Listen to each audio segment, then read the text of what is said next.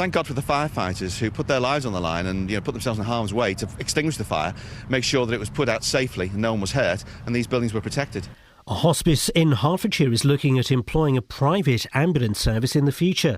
It says it can't rely on the NHS to turn up in time. Tara Gungerful reports. The Hospice of St Francis in Berkhamsted is considering the move after a seriously ill elderly woman with breathing difficulties had to wait more than 5 hours to be taken from her home in Hemel Hempstead to the hospice. Medical Director Dr Sharon Chadwick says the case was an emergency, but doesn't blame the ambulance service, saying she understands the pressure it's under. The East of England Ambulance Service has apologised and launched an investigation. MPs are to vote on proposals that would allow for smoking to be banned in cars carrying children. The measure was unexpectedly approved by the Lords last month.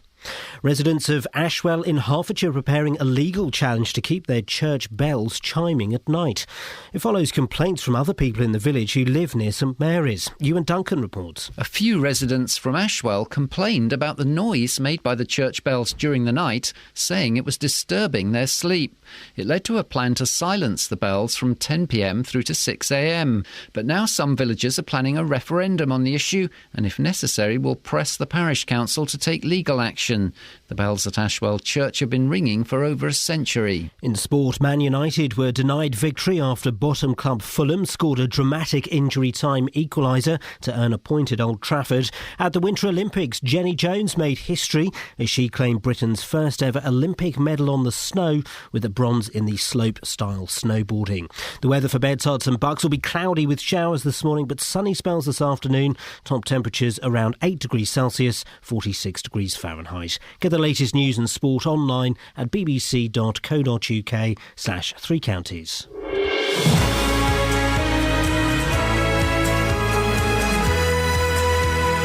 Morning, this is Iain Lee, BBC Three Counties Radio. After a weekend of wet weather, we'll be catching up with some of the places worst affected by flooding.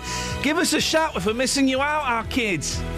We'll also be finding out why a Hertfordshire hospice has lost faith in the East of England Ambulance Service and is considering hiring a private company instead. And the Ashwell bells, remember those? Newcomers to the village complained about them chiming every quarter of an hour. The locals were furious about the break in tradition, and it's literally kicking off. We'll find out more. 08459 455 555 is the telephone number if you want to give us a call. Across beds, hearts and bucks. This is BBC Three Counties Radio. Yeah, if you've been affected by the floods this weekend, do give us a call because well, I've been driving all over the country today, the weekend, say all over the country, sort of between Birmingham and Windsor and Luton and various places in that kind of triangle. Don't ask why. And all I've seen is lots of fields have been flooded. It's awful. If you've been affected, do give me a call. 08459 455 555. Well, flooding has been in the news a lot, and if you remember, it was Chris Woodward. Chris Woodward? Woodward, wasn't it? Yes, Chris Woodward. He called us on Friday from Puckeridge in Hertfordshire to tell us about how flooding had affected him. We woke up to 2 feet of water throughout the house this morning. Horrendous, and we're not alone. Our neighbours are in the same situation. I'd woken up earlier and I heard the rain but didn't think anything of it. My wife gave me a shout and literally the water was coming around the front door. The garden's under at least 3 foot of water out there. Well, that was Chris on the phone on Friday. He joins me now. Morning, Chris. Good morning. Thanks for coming back. What's your weekend been like? Pretty dreadful, to be honest with you. What's happened? How's the water? The water actually went down reasonably quickly in the house. The worst of it had gone sort of by Friday night. We still had quite a bit in the garden, but over the weekend it's been a matter of sort of just trying to rescue bits and pieces. And then yesterday, the insurance company sent a team in who have taken all the carpets out and taken away settees and basically anything that's fabric. That's all now sitting out in our front garden. Oh, how lovely. What a delightful sight. How did you get rid of the water? Did it just go down naturally? It just went down naturally, yeah, in the house. The fire brigade, they were fantastic. They had two two pumps running, one in the back. Well, it wasn't just my back garden, but all the back gardens were flooded. There was one in the back and one in the front pumping out, or basically all day Friday, I beg your pardon. And how much stuff do you think you've lost? I mean, carpets and furniture and things? Well, downstairs, everything. Oh. Everything below the level of about 2 feet. It looks like we're going to have new kitchen floors. I mean, it's just basically everything. Oh dear! And is it all a bit mucky down there? It's horrible. It stinks. Oh dear! I bet. Have you had any advice from the council or the fire brigade on what you can do to prevent this in the future? Well, it really was a one-off. It was caused by a wall collapsing further down in the village. Oh, a wall collapsing? Yeah, a wall collapsed into a stream, and that then backed up, which caused ditches further up the village to burst its bank, and then literally everything diverted and just came through an alleyway and straight through, and I think there's 6 houses altogether in our little row were flooded, and several in the high street and in Park Lane, which is just around the corner from us. But they say that it really was just a one-off. Well, any idea when you'll be back to normal? Has the insurance company said when they'll pay out? Well, they reckon it could be 5 to 6 months before we get back into the house. Excuse me? 5 to 6 months? Yes. By the time the kitchen's all been done and the walls have been dried out, they say 4 to 6 weeks to dry the walls out. Oh man! So where are you staying now? Are you staying in the house? No. We're staying in the hotel. And the insurance are picking up the tab, are they? At the moment, yes. There shouldn't be a problem. They've said that they will. From the hotel, they're hoping to find us some temporary accommodation. Well, listen, I really appreciate your call on Friday, Chris. Thank you for that. And 5 to 6 months sleeping around at other places. I wish you the best of luck with it, and I hope it resolves itself very soon. Yeah, can I just make one comment? Yeah. The local police. I went to a house yesterday, and we've got neighbours who are in their sort of late 80s, and the fire brigade on Friday and were terrific with them. They got somebody up a ladder to sit with them, and yesterday the police called around, the local police, and they were so good. They were concerned about this old couple, and they said that they were going to send some liaison officers around because they were concerned that, they were vulnerable to being ripped off, basically. Yeah. So they were going to look after them, and I thought that was absolutely fantastic. Well, Chris, thank you. We've done a lot of stories knocking the police recently, so it's good to hear a positive account of them. Thank you very much, Chris. Oh, he's going to be out of his house for 5 to 6 months. Terrible. Well as people's homes, the flooding has also forced the closure of some businesses. Lynn Presence is the co-owner of Parents Paradise in Watford, an indoor play centre suitable for children up to the age of 11. Lynn, what's happened to you? Well, the flood hit us overnight on Friday through the night. I mean, we sort of had an idea that the water levels were rising, so I managed to get some sandbags delivered and got them put across. We've got some big roller shutter doors at the back of the building. I got them placed along the bottom there of the doors in the hope that we'd stave off some of the water, but I just had no idea what was going to hit us on Saturday morning. I mean, it was pointless having bags down there. You said you ordered some sandbags. I wouldn't have a clue how to go about doing that. Where do you get them from? No, I didn't either. I phoned Watford Borough Council in desperation, and the very nice receptionist lady there just said, there's nothing we can do to help. She said, but I understand there's a place in Kings Langley. Why don't you try them? Oh. So that was basically what happened. But it was pointless. I mean, Saturday morning, I can't describe to you the shock as we drove into our industrial estate and the water basically was nearly up to the front gate, which is on Gretham Road. I mean, our centre looked like an island in the middle of a lake. And I'm not exaggerating. Your heart must have sunk when you came around the corner and saw that. Oh, it's unbelievable. I mean, it was just incredulous. I mean, the ridiculous. I mean, I've been involved very closely involved in the whole Buncefield incident some years ago, and I can only liken it to that. It was the same level of shock. I just can't believe that there was that much water. I mean, at its depth in the back car park, and we didn't go round there, but I'm guessing it must have been well over 3 foot, even deeper. I mean, it was ridiculous. And by the time we managed to wade across into the building. I mean, I had looked through the letterbox because I hoped and prayed that maybe the levels weren't as bad inside the building, but it was pointless. When I opened the door, there was basically 1.5 foot to 2 foot of water all the way through the centre. I mean, the kitchen is gone, all the carpets, the ground floor of all of the play frames. We've got go-karts in there; they're all ruined.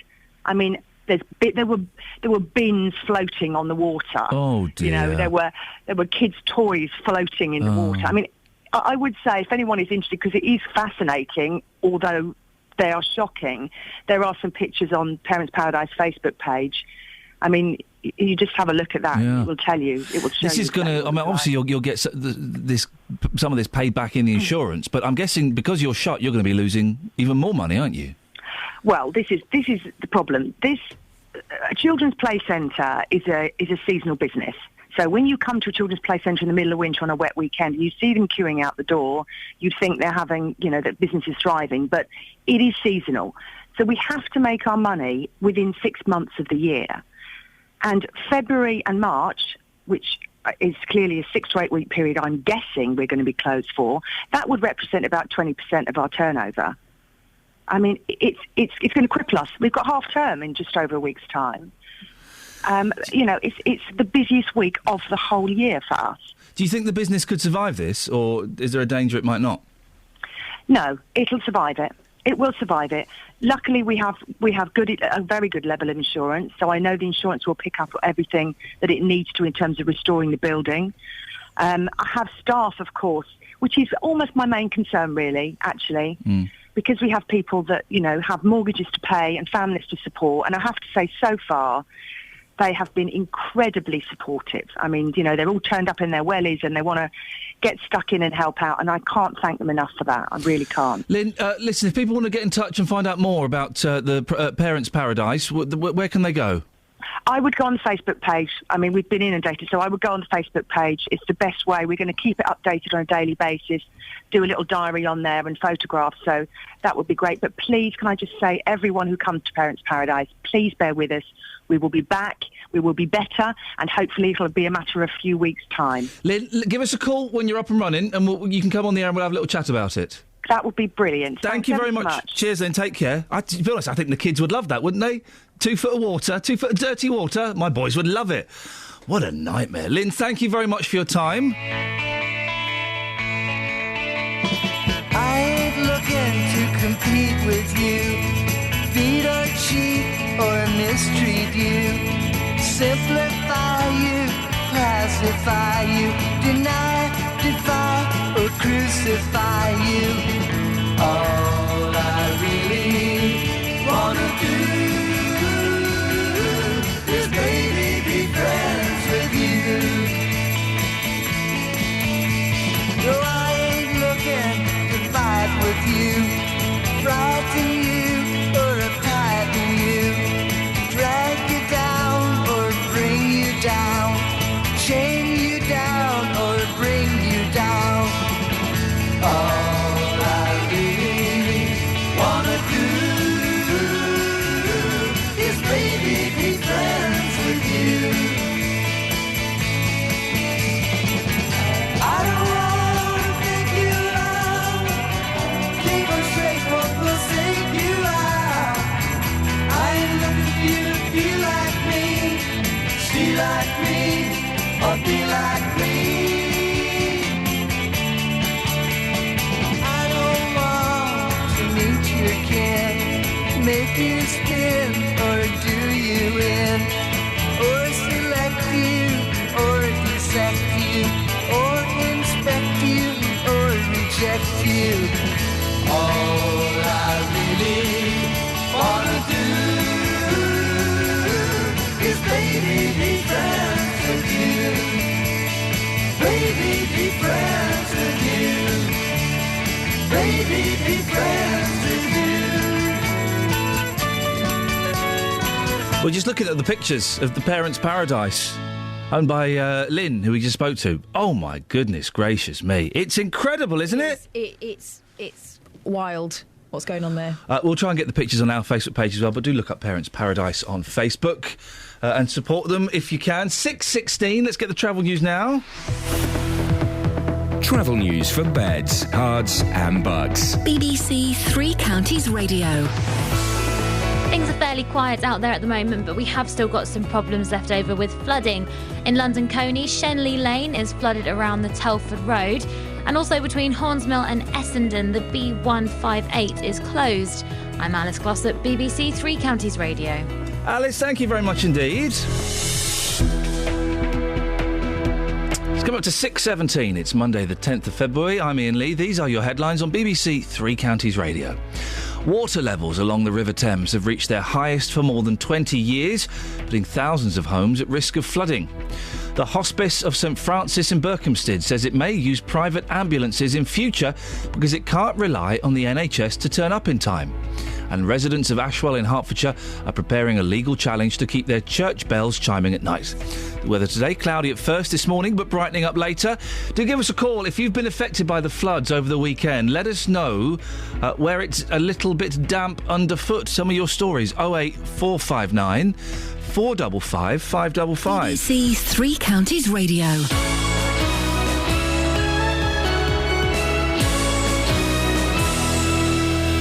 If you've got a problem with a company, a council or an organisation... Get this roofing company round, see if they can fix the problem, and I'll pay the bill. He said, yeah, I did say that. The JVS show fights for your rights. This conversation went round and round and round. And tackles your consumer problems. So, Roy, the question is, has he paid the bill? Yes, and he was standing there and he handed me an envelope. So I just opened the envelope and I looked inside of it. There's a cheque for £420 and that's it. If you need our help, email jvsshow@bbc.co.uk. Are you happy? Yes, I'm quite happy. I will give him my fanfare, my horn, and any other problems, Roy, you know where I am. The JVS Show, weekdays from 9, BBC Three Counties Radio.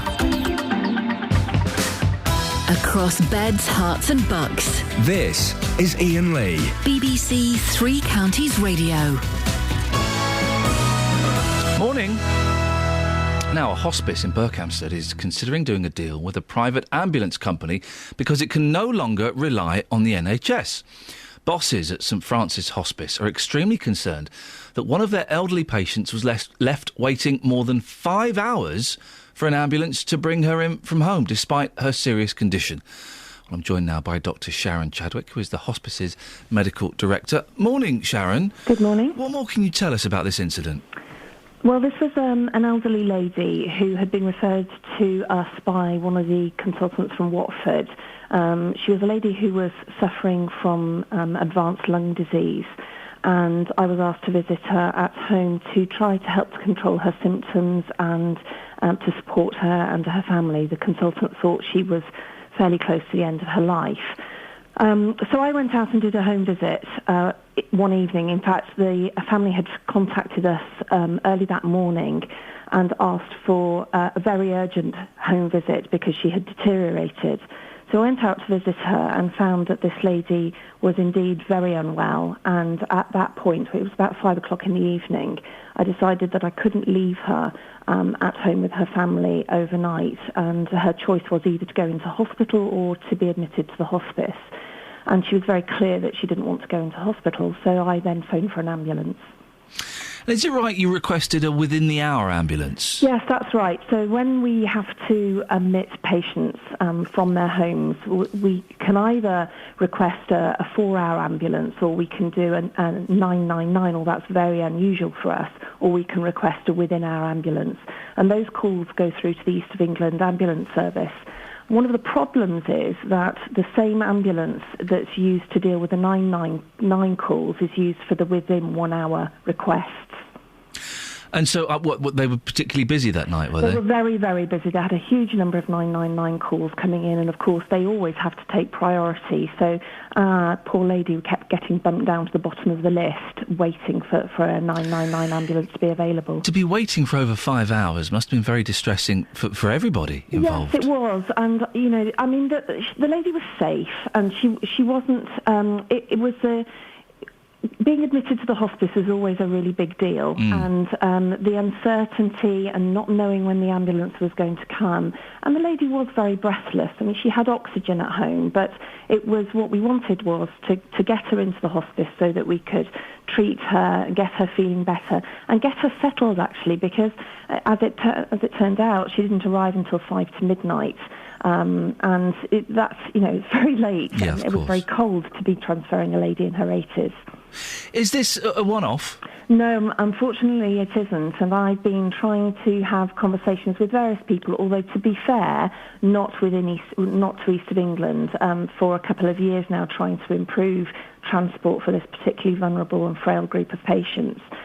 But I have to say that East of England, the doctor that was on call was actually tweeting about it on that evening, and those tweets were picked up very quickly by East of England. They've responded absolutely brilliantly, and we're due to meet them in the next week or so to see how we can improve the service for palliative care patients. What can you do? I mean, there's talk of a private ambulance. Well, that's kind of like our last option, because... That's going to be expensive, isn't it? Well, it's going to be very expensive, and the last thing we want to do is to be spending the money that we raise as a charity on something if we don't have to.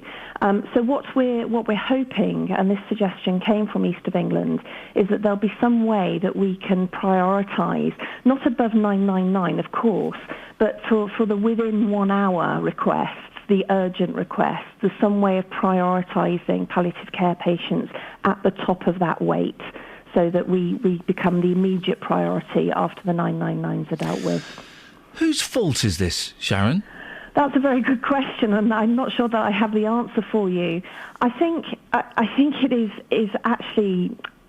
It's a function of the way that the NHS is working at the moment. I just think that resources generally are extremely stretched. I can't blame East of England. It's, you know, they are doing the best they can with the resources they have. I think that there is a huge issue with the way that we're funding the NHS at the moment, and I don't have any answers, I'm afraid. And what do you hope to get out of the meeting? What do you think East of England Ambulance Service can realistically do? Well, what I'm hoping is that they will prioritise palliative care patients, that we can get them to understand exactly the kind of people that we're talking about, and try to help make sure that patients like this aren't left waiting as long. Sharon, thanks very much. Keep doing the good work that you do there. It's Dr. Sharon Chadwick, who is the hospice's St Francis Hospice Medical Director. 08459 455 555. You can send me a little text as well. 81333. Start your text 3CR.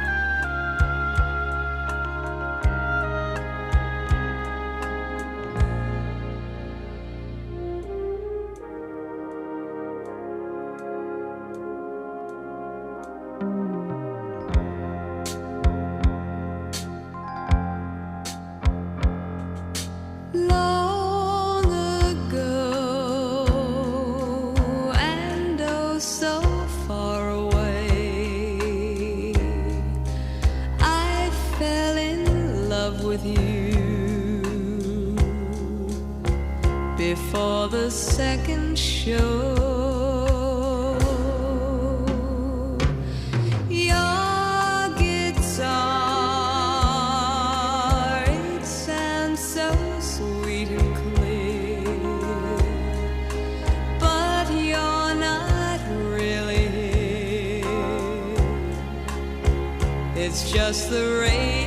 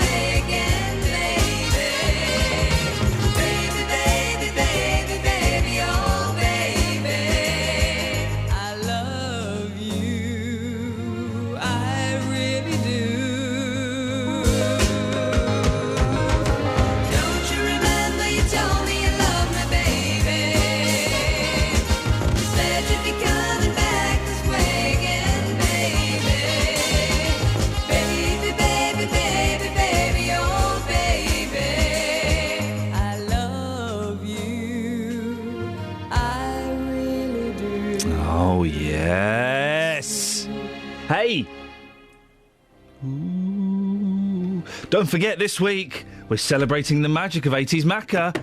I've got my Paul McCartney All the Best. I don't know whether to go in... I don't know how to play this, Catherine. Do we go in... By yourself, quietly? Do we go in...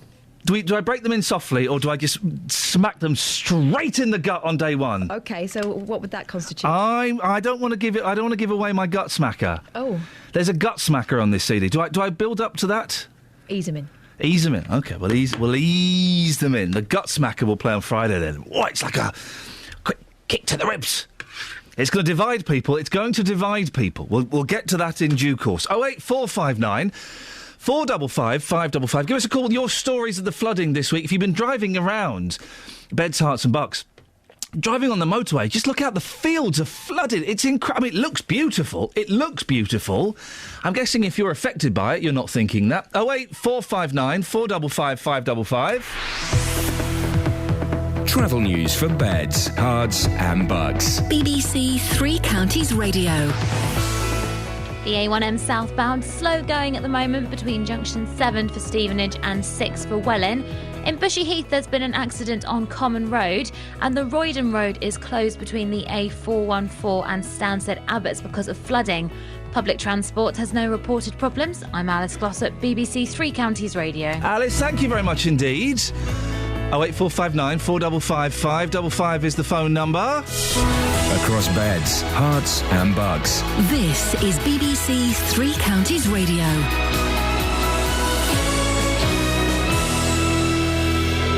It's 6:30. I'm Lee Agnew. The headlines: water levels along the River Thames have reached their highest for more than 20 years. The Environment Agency has issued 14 severe flood warnings, indicating a risk to life. Meanwhile, it may be 6 months before some people in Puckeridge in Hertfordshire can return to their homes following flooding on Friday. The Hospice of St Francis in Berkhamsted says it may use private ambulances in the future. It says it can't rely on the NHS to turn up in time. The Deputy Mayor of Bedford, Charles Roydon, has praised the fire service for stopping a fire in an office block spreading to other buildings. The former town hall, which is due for demolition, caught fire in the early hours of Saturday morning. Residents of Ashwell in Hertfordshire are preparing a legal challenge to keep their church bells chiming at night. It follows complaints from other people in the village who live near St Mary's. The weather will be cloudy with showers this morning, but sunny spells this afternoon. Top temperatures around 8 degrees Celsius, 46 degrees Fahrenheit. Three Counties Sports. BBC Three Counties Radio.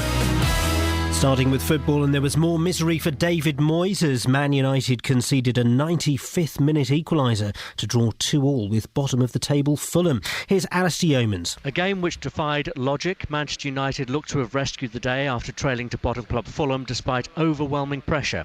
As time ebbed away, 2 goals in 3 minutes by Van Persie and Carrick trumped Sidwell's surprise opener for Fulham.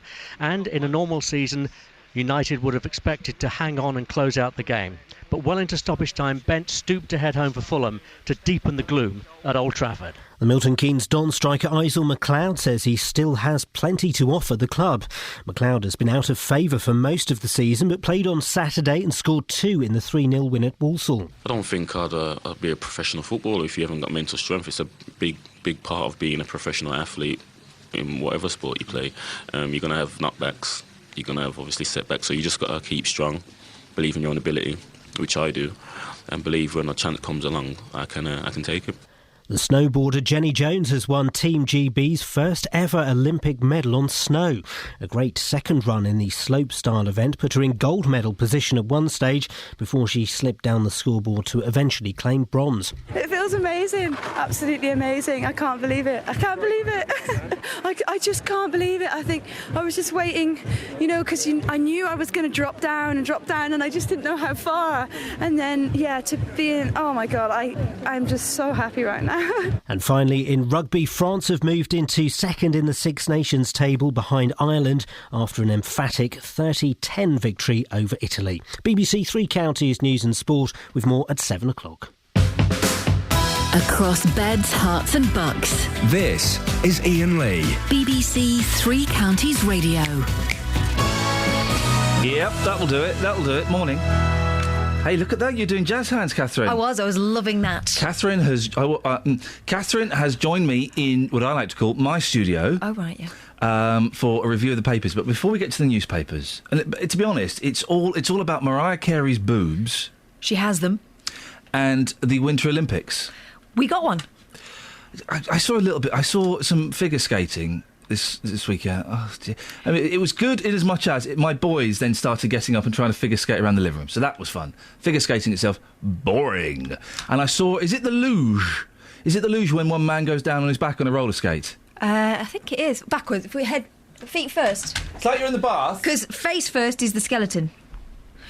Feet first, I think, is the luge. I saw a bit of the luge. I saw some of the skiing. I saw some of the snowboarding. They are mad. They're not that good.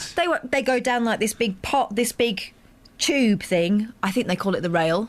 Yeah. They could really. I've seen that on You've Been Framed, and it doesn't normally end like that. The rail would be a rail. No, it's big. That's the tube. It's fat. I've played SSX Tricky on Nintendo GameCube. Oh, so you know about it. I do know a lot about. The fella I saw snowboarding fell over. Oh, I thought, I missed really? that one. That's Olympic standard, is it? Really? I could probably do better than that. Very disappointing. What they don't show, and what they should be showing, is the mad scramble to try and get onto those ski lifts. People trying to grab the... That I would watch. But the rest of it, boring. I know, I got a bit sucked in, and I don't like sport. Yeah, boring. 08459 455 555. Before we look at the papers, though, it's Paul McCartney Macca's 80s Week revival. Yes. We're going to look back on the forgotten decade. My dad's got that on. It's great, isn't it? Paul McCartney, all the best. Look at him leaning nonchalantly on his left-handed Rickenbacker bass guitar. So I've been listening to this all weekend. This is a great record. It's a great record. We're going to play some from here. Tomorrow I'm going to bring in Spies Like Us, which isn't on here. Ooh, what do you do? But before that, I thought we'd have a little bit of the theme tune from his... ill-conceived vanity project, Give My Regards to Broad Street. Have you seen that film? No. It's a movie starring him, and what happens is the master tape of his new album has been stolen by a man who works for him.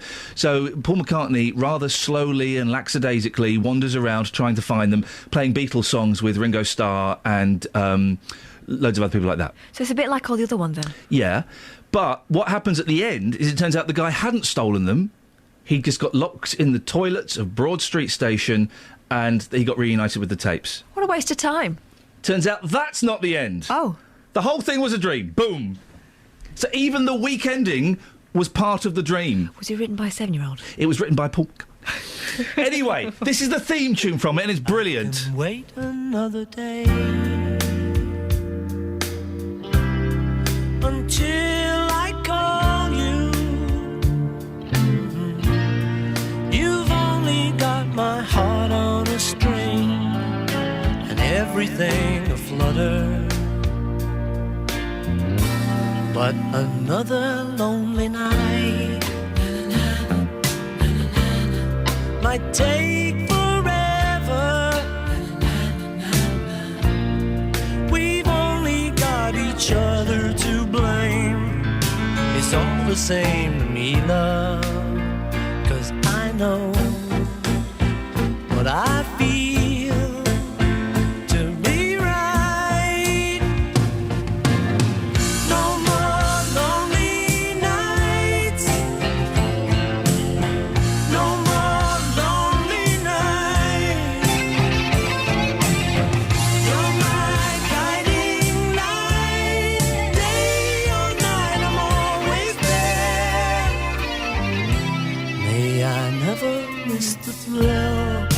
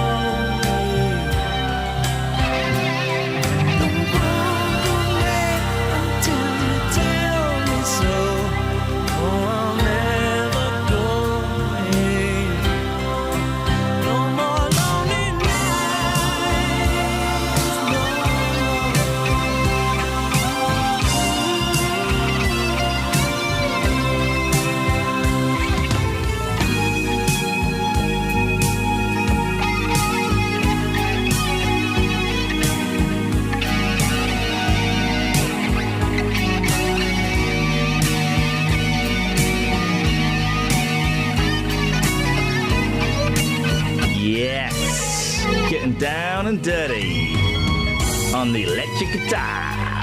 Oh my God. From the Beatles and Wings. I've got a theory about guitar solo. Oh, yeah, go on. Men. What about it? Don't get many women doing guitar solos. It's They're not- men pleasing themselves. They're not as good at guitar. They get on with it. They do a beginning, middle, and an end. They don't faff about in the middle. I tell you what I don't like. Left-handed guitar players, not bass players, left-handed guitar players. I went to see Jerry and the Pacemakers last night. Odd that all of the Pacemakers are younger than me, apart from Jerry. And, it was thoroughly enjoyable. The second half was enjoyable because in the second half he wasn't playing Bette Midler and Eagles songs. Which Bette Midler? Do you ever know that you're my hero? Not that one. One that where at the end it goes, fly. Yeah, it is that. Oh, no, oh, no, it wasn't that then. Name another Bette Midler song. That one. No, name another Bette Midler song. She did Boogie Woogie Bugle Boy. That's he not didn't it. do that. Anyway, a couple of problems I had with it. We enjoyed it. But a couple of problems. The top end was way too high. The guy doing the sound obviously has over the years has damaged his hearing and he can't hear the top end. So he whacked it up. It was just hitting my tinnitus sweet spot. Ooh. So it was in harmony with my tinnitus. Even my sister was going, flipping heck, what's going on? So that, and he didn't. I thought he was going to be telling stories between the songs, and he wasn't really. Apart from he used a word. Not a rude one. Well, he used the word that both me and the audience. My mum was one of the youngest people there. Okay, Right. that tells you the age of the audience. And he used the word that had the audience roaring with laughter. And both me and my sister went, can I say the word? Mouth it. Oh. He said, I'm going to say it once. Go Okay, on. he said "pufter." Right. In reference to what? His bass player. Was he a gay man? I don't think. No, he wasn't. Oh, he's a right pufter. Is what he said. And both me and my sister went. And not in a good for him way. No. He made reference to. derogatory He fashion. made reference to Little Richard as well. But and I just thought he called him a Humpty Dumpty. I don't quite get the slang there. But Numpty? No, he just say numpty, wouldn't you? And we just sat there and went, oh, that's odd and unusual and a little uncomfortable. My mum laughed. I guess he wasn't talking to us. He was talking to my mum. It was very weird. It was enjoyable, but I could have done with... He was... I tell you what he looked like. A cross between Jimmy Tarbuck and Ted Bovis from Heidi High. Right, I've got you. He had that kind of vibe going about him. Bit Teddy. Bit Ted. Yeah, a bit Teddy. Oh, well, good for him. He's found his look and he's sticking with it. He's found his look. What have you got in the papers? Loads and loads and loads. There was a left-handed guitarist in there. That's the thing. It made me feel anxious. Right, okay. My brain couldn't compute a left-handed guitarist. It made me feel very uncomfortable. Schoolgirl wants jailed Sir back. That's on the front page of The Sun. Oh, dear. As are some quite old pictures of a rich woman on holiday holding her baby. You say they're old pictures. I've seen them before, or I just feel like I've seen them before. Oh, dear. I feel sorry for the giraffe in all of this. Oh, well, he's not even in. He's like further in. Or she. So a healthy 18-month-old giraffe, I think he's called Morris. Oh, makes it worse giving him a name. Yeah, you can't name them then slaughter them. I'm kind of making up... it's Marius, and it's in Copenhagen Zoo. What country is Copenhagen in? That is in Denmark. So they'd be Danish, wouldn't they? Yes. Not Dutch. Denmark, they're quite dark in Denmark, aren't they? Those Scandi crime things. Maybe Yeah. they think this is okay. They killed a perfectly healthy giraffe, and then they cut it up in front of children, and then they fed it to a lion. I know that's what happens in the wild. I mean, minus the intervention of people to cut up your dinner. But that is something else, isn't it? What they should have done, and you're right, you're right, it was perhaps inappropriate for the people to do it. They should have put the giraffe in the lion pen. And and then it's nature. Well, it's not really, because that giraffe hasn't been brought up on the Serengeti learning how to run away, and it would be penned in. Genetic. Instinct. Yeah, but you can't run away, can you, if you're penned in? Well, that's the giraffe's problem. I'm sure sometimes a giraffe gets away. I think the senseless slaughter of a giraffe like that is unfair, and then to cut it open in front of kids. But if you want to educate kids, put it in the lion pen with a zebra. See who lasts longest. Take bets. Wow. Why not? Cruel. Fern Cotton dressed up like a prostitute from the 1950s. Oh, on page now, come on. Let me show you the picture. Yeah. Do you see why has she done that? She's only 32. How does she get younger and younger and yet still be such an amazing presenter? 08459. What? Wow. Oh wait, I'm in that. You've got a cruel streak today. I'm tired. I'm really tired today, and when I'm tired, it comes out. Yeah, you're acting up. I'm not acting up. 08459 455 555. You got anything else? Yeah. Go on. Moaning. Oh. Britons complain every 1.2 seconds. Oh. Britons are shaking off their traditional reserve. I can't remember the last time I saw a bit of traditional British reserve. Can you? Apart from the Queen. And that's slightly Germanic. And complaining in greater numbers, with energy companies feeling most of consumers' wrath. I wonder why. According to research by the Ombudsman Service, the 2014 Customer Action Monitor reported that shops, internet providers, transport companies and tour operators were high on the hit list of unhappy customers. Complaint being made every 1.2 seconds. Well, that's because people are skinned, and so if you are owed money, you want it back. There's nothing wrong with a good moan. I don't do it very often. But when I do it, I really... Do it loud. I do it loud and proud. I'm loud. I'm proud. I'm dum-ba-dum-ba-dum-boom. Yeah. You've got to direct it at the right person, I think. And it can be quite liberating. It can be liberating. I do kick myself when I deliver it to phone people, phone men and women. Yeah. The proud phone men and women of this great country, or indeed India. I like the Indians. It frustrates me when I have a problem that's a little out of the usual remit, and they are trying desperately to get me back on the script. No, I like the Indian dudes when they do that because they're in India. And I was talking to, it was like, I don't know what company it was, it doesn't really matter. But I was talking to this fella. Jeff? Steve? He was called Steve, right? He had the thickest, and we were chatting. I said, mate, you're not called Steve. Oh, yes, I'm called, I won't do the voice. Nearly did. Yes, I'm called Steve. I said, hey, Steve, are you in India? No, well, I'm not really allowed to say where. Are you in India? I'm not really... Because I've been to India. Oh, where have you been? No, I've been to Delhi. Oh, yeah, no, I'm near Delhi. Your name's not Steve, is it? No, it's Vishram. OK, Vish. What's the weather like? Oh, it's really hot. I love chatting to... You're talking to someone in India. I know, but did your problem get sorted? Or just a nice chat? Who cares about problems when, for the price of an 0800 number or an 08459 number, I'm speaking to someone in a continent that we used to own, and it's good to just check up on those guys, make sure they're doing all right without us. And it seems that they're doing pretty well. Good. 08459 455 555. Travel news for beds, cards and bugs. BBC Three Counties Radio. Going between Harrow Weald and Clamp Hill, Brooks Hill is closed after an accident. The M25 anti-clockwise is slow between junction 21 for the M1 and 20 for Kings Langley. And the M1 southbound heavy going between 10 for Luton Airport and 7 for Hemel Hempstead. Public transport has no reported problems. I'm Alice Glossop, BBC Three Counties Radio. Alice, thank you very much. 6:47. It's, where are we now? Monday, the 10th of February. I'm Iain Lee. These are your headlines on BBC Three Counties Radio. It's a quarter... Oh, no, hang on a second. Water levels along the River Thames have reached their highest for more than 20 years, putting thousands of homes at risk of flooding. The Hospice of St Francis in Berkhamsted says it may use private ambulances in future because it can't rely on the NHS to turn up in time. And residents of Ashwell in Hertfordshire are preparing a legal challenge to keep their church bells chiming at night. Oh, someone's not... Louisa, I don't think you got the weather up. You didn't get the weather up, Louisa. Oh, no, nuts. Louisa's doing an excellent job apart from not getting the weather up. But that's fine. She's the first day. She's filling in for Kelly Betts. Kelly Betts should be coming in, I think, in the next couple of minutes. I'm looking forward to that. Louisa is Kelly Betts. Kelly Betts is Justin, and Justin is Skyvin. Yeah, that's about right. I think that's the chain of command at the moment. 08459 455 555 is the phone number. If you want to give us your flooding stories, then you're more than welcome to. Or you can send me a little cheeky text, 81333. Right, let's get the weather. Beds, Herts and Bucks weather. BBC Three Counties Radio. Away you go. Hello.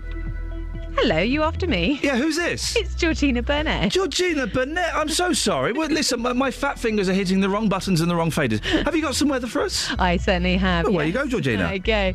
So we've got a mostly cloudy day with showery outbreaks of patchy light rain clearing to the east. And hopefully we'll get some glimpses of sunshine later on, but we'll certainly have lighter winds with temperatures reaching 7 or 8 degrees Celsius. Now, I just have to point out that Bedfordshire have got a yellow warning in place for ice until 10 o'clock this morning. It's going to be be quite icy out there for most of us, actually. So do be careful if you're driving or walking, actually, on the pavement. Tonight, fairly calm to start off with clear spells, but temperatures are really going to plummet in that time, probably close to freezing. It's clouding over, though, ahead of the day's rain then, and the winds will increase. And so tomorrow, we've got a heavy band of squally rain moving eastwards, exiting the east probably in the afternoon, so we'll have it for much of the day. It's going to be quite windy with the rain as well, with west to northwesterly winds and leaving showers behind it, with temperatures reaching about 7 degrees Celsius.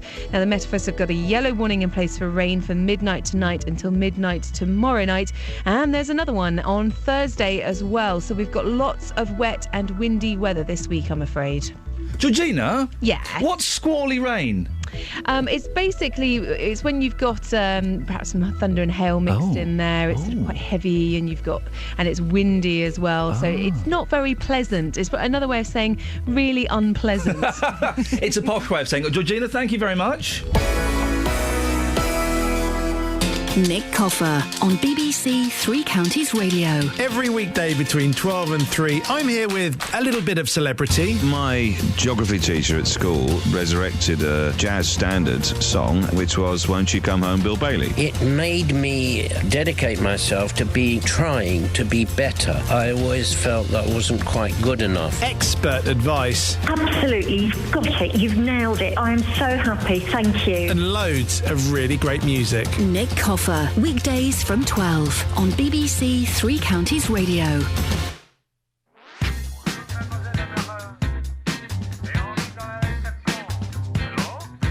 I feel a little lazy. I gotta make a plan. To live in a hotel is heaven and it's hell. I don't know where I stand. My life is but a rumor. They're flying in the press. I'm dating every man. Why can't they understand? My life is not a mess. Even if the words are all untrue,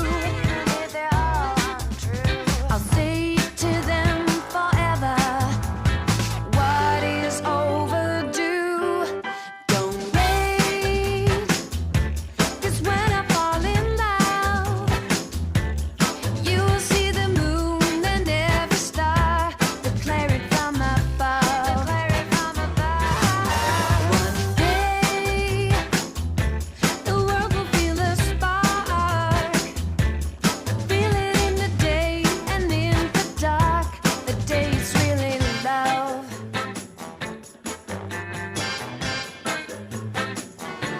For now I'm in a prison that I put up myself. The paper started fire, they started by a liar who's crying out for help. I walk out in the lobby, pouting a photograph. It's one day in the life, but it cuts like a knife. Nobody gets a laugh. Even if the words are all untrue, I'll say to them forever, what is overdue? Don't wait, 'cause when I fall in love, you will see the moon and every star. Declare it from above. One day, the world will feel a spark. Feel it in the day and in the dark. The day is really love. When I'm blue or feeling sad, I'm immune to anything they do.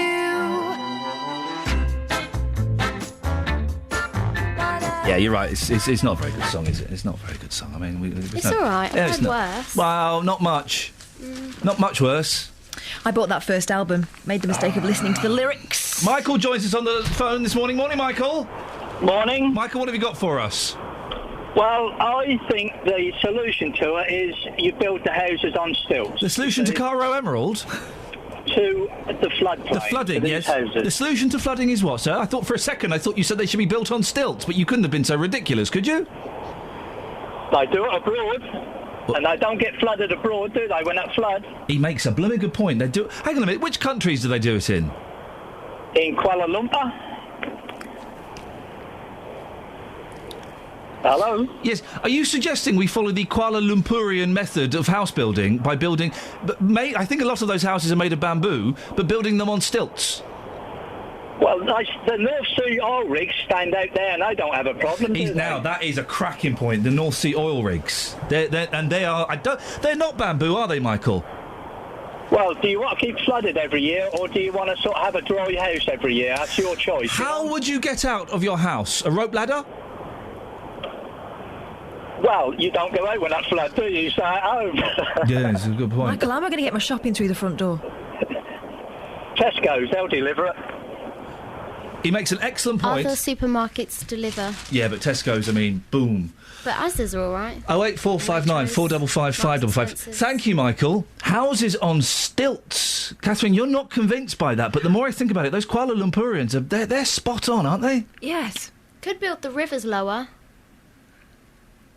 Or we could make sure the drains are cleared and that floodplains are left. Hey, man, drain the drains and dredge the rivers and stop sending money to India. They've got a nuclear programme. And, no, this is what the whole weekend has been on radio.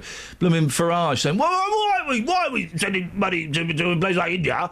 We're on floods. Why are the two connected? I don't see why we can't do both. Because we're helping starving children in India, which I would say, I'm going to say it. Children who are dying of starvation in India, I suggest, are a little bit more important than people in Gloucester who've got floods. Boom, I've said it. It's out there. It's out in the open now. Or everyone could just live upstairs. What are you doing here, Kelly? I don't know. She's waiting to be dispatched. Oh. Not in a hitman kind of way. I was making a gallery online of all the flooding pictures we've been sending. You don't need to finish that sentence because already it's quite dull. Oh, sorry. So you're Justin this week. We went somewhere wet to send her, don't we? Yes. If you know somewhere wet that Kelly needs to go and see with her own eyes, because the pictures we've got are old by now, aren't they? We need to know what the current situation is. So if you are encountering problems with the flooding, maybe that's an idea. Or if you've got a house on stilts. I would prefer that. Yeah. A house on stilts. I don't think we're going to get many calls on that. Do you remember that house that was going to go up and down? Remember that? No. There was a house that was going to go up and down. Do you remember that? Is it on a raft? It was going to go up and down, so when it got wet... That seems like a really extreme bit of kit to put into a house. Yeah. Basically, I'll do anything. I'm not really fussed. Hang on a minute. Careful. That's a can of worms. What's the story you had about people having a moan? People moan every 1.2 seconds. Go and find out when people last moaned. And what they moaned about. And if we get a flood or a house on stilts, Yeah. then I think we've got your number somewhere. Someone has. We'll send a text. Just tweet me or something. Yeah, OK. We'll just lean out the window and shout. Have you got wellies? I'm not going to go far. No, I've got... No. Have you got... Oh, dear. All right, then, bye. Bye. You can make a cough on the way out. Thanks very much. Bye. Shall I really go? Yeah, go and do it. Okay. So what... Just take the headphones off and go. I'm not even joking now. So just what go. you last moaned for? Yeah. When did you last have a moan? And what was it about? Don't encourage it. Take your headphones off and go. I've got no idea why you're staying here. Okay. All right. But the headphones are off. I'm just going. Why have you got a cob on? I haven't. Well, then just go. Don't come back to the microphone. Just go. The door's shut again now. You've got to push it open. Bye, guys. Be careful. Bye. What's her problem? Bye. Just shut the door. Don't come back. I don't have a problem. I was just wondering if that was a real question. No, it's real. Bye then. All right. Right, go. Shall I open the door again? Just go, for goodness sakes. The lights on. You're such a... Shall I turn them off? No. Oh, okay. Fine. Now you understand. But I'm not in a mood. I just want to say I'm not in a mood or anything. I'm getting in the mood now. But we're friends, right? What? Who told you that? When was the last time you moaned? No, you can't box us. Out. Just then. I don't moan. Then I'm ahead of myself. I see what the next time I'm going to moan is at 9:01 when I go and speak to the bosses about you. Oh, okay, mate. Out. All right, thanks. Bye, mate. We've got a whole week of this, have we? Yeah. This is what I deal with all the time. Unbelievable. Travel news for beds, cards and bugs. BBC Three Counties Radio. Between Harrow Weald and Clamp Hill, Brooks Hill is closed after an accident, and the A1M southbound slow going between junction 7 for Stevenage and 6 for Welwyn. The M1 southbound is heavy between junction 10 for Luton Airport and 7 for Hemel Hempstead, and the M25 anti-clockwise looking busy around junction 16 for the M40. Public transport has no reported problems. I'm Alice Glossop, BBC Three Counties Radio. Alice, thank you very much indeed. We had a moaning email the other day saying, where were you on Friday? You should have been reporting the floods. Well, don't moan, phone. I did it. Don't moan, phone. Give us a call. Let us know where the flooding is and where it has happened in your region and how it's affected you. 08459 455 555. Using sport now. Here's Lee Agnew. Local and vocal across beds, hearts and bucks. This is BBC Three Counties Radio.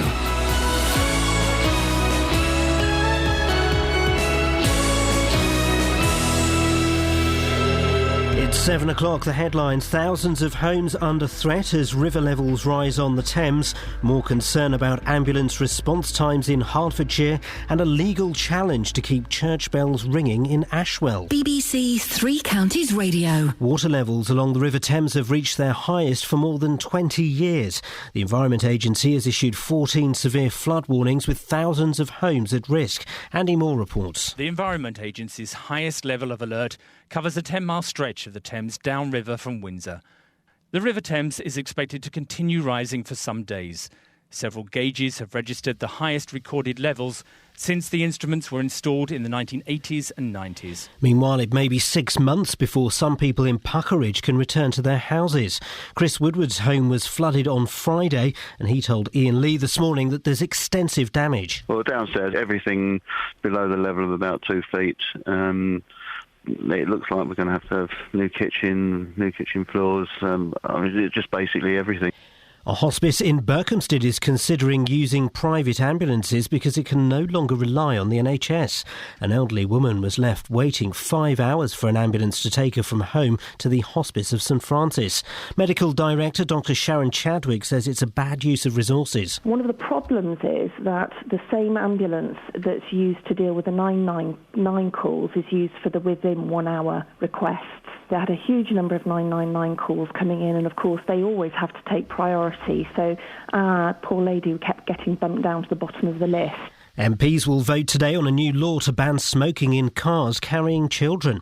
Health campaigners support the change, but the pro-smoking group Forest says it's an unnecessary intrusion into people's lives. Parents are divided on the issue. I think if there's children involved, then I think that you shouldn't be allowed to smoke anyway. It's too confined, really, and they don't get the choice, do they? I don't think necessarily it should be brought into law. I think we're becoming more of a nanny state, to be honest.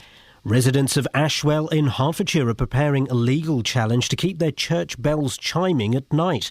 It follows complaints from other people in the village who live near St Mary's. Ewan Duncan reports. A few residents from Ashwell complained about the noise made by the church bells during the night, saying it was disturbing their sleep. It led to a plan to silence the bells from 10 p.m. through to 6 a.m. But now some villagers are planning a referendum on the issue and, if necessary, will press the parish council to take legal action. The bells at Ashwell Church have been ringing for over a century. In sport, Manchester United were denied victory after bottom club Fulham scored a dramatic injury-time equaliser to earn a point at Old Trafford. And the weather for beds, hearts and bucks will be cloudy with showers this morning, but sunny spells this afternoon. Top temperatures around 8 degrees Celsius, 46 degrees Fahrenheit. Get the latest news and sport online at bbc.co.uk/Three Counties.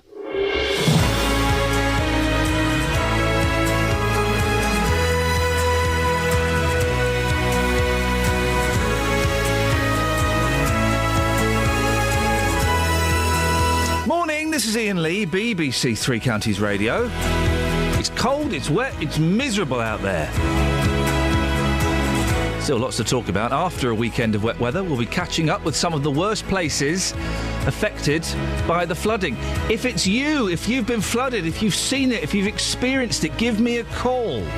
08459 455 555. We'll also be finding out why a Hertfordshire hospice has lost faith in the East of England ambulance service and is considering hiring a private company instead. And the Ashwell bells. Newcomers to the village complained about them chiming every quarter of an hour. Oh, for goodness sakes, it's what makes Britain great. Let the church bells chime. Facebook.com/BBC3CR. You can send me a text, 81333. Start your text 3CR. Or you can give me a call, 08459 455 555. Across beds, hearts and bucks. This is BBC Three Counties Radio. 08459 455 555. If flooding has happened where you are, then do let us know. Now, after a brief let-up in the weather yesterday, forecasters are predicting another week of heavy rain and flooding. Now, our area has not been as badly hit as some places further south, but that'll come as no comfort to those of you who've been wading around your ground floor this weekend.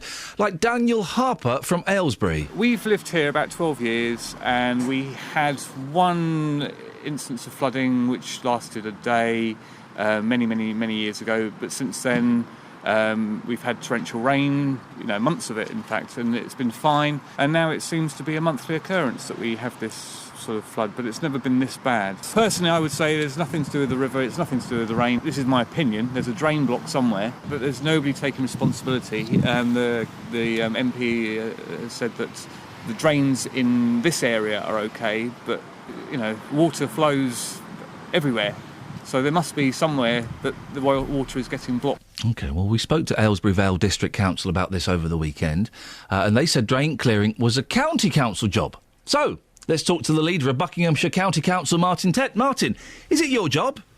Yeah, hi, Ian. Good morning to you. Yes, if it's a drain, it's definitely our job. So what's your reaction to what you've just heard? Well, I was out, I don't know if this is the Ellen Road area. I've been out all weekend, Friday, Saturday, Sunday, going around the whole county looking at the flooding we've got. I do not know where this gentleman lives. I'm assuming it's the Ellen Road area from what you said earlier. When I was there on Friday, everybody I spoke to was very clear the big issue was the brook at the back. In fact, when I asked about drains, residents said specifically that they were clear and were regularly cleared. The brook at the back is the responsibility of the Environment Agency, and I know it sounds like finger-pointing, but there is a serious issue and theme that's emerging everywhere I've been this weekend, down in Chalfont St Giles and in Old Amersham, both which have flooded out as well, that the Environment Agency has not been maintaining the flows along these rivers, and that's a result that's causing a lot of water to burst the banks and flood into people's houses. And I think that's a serious issue that needs addressing.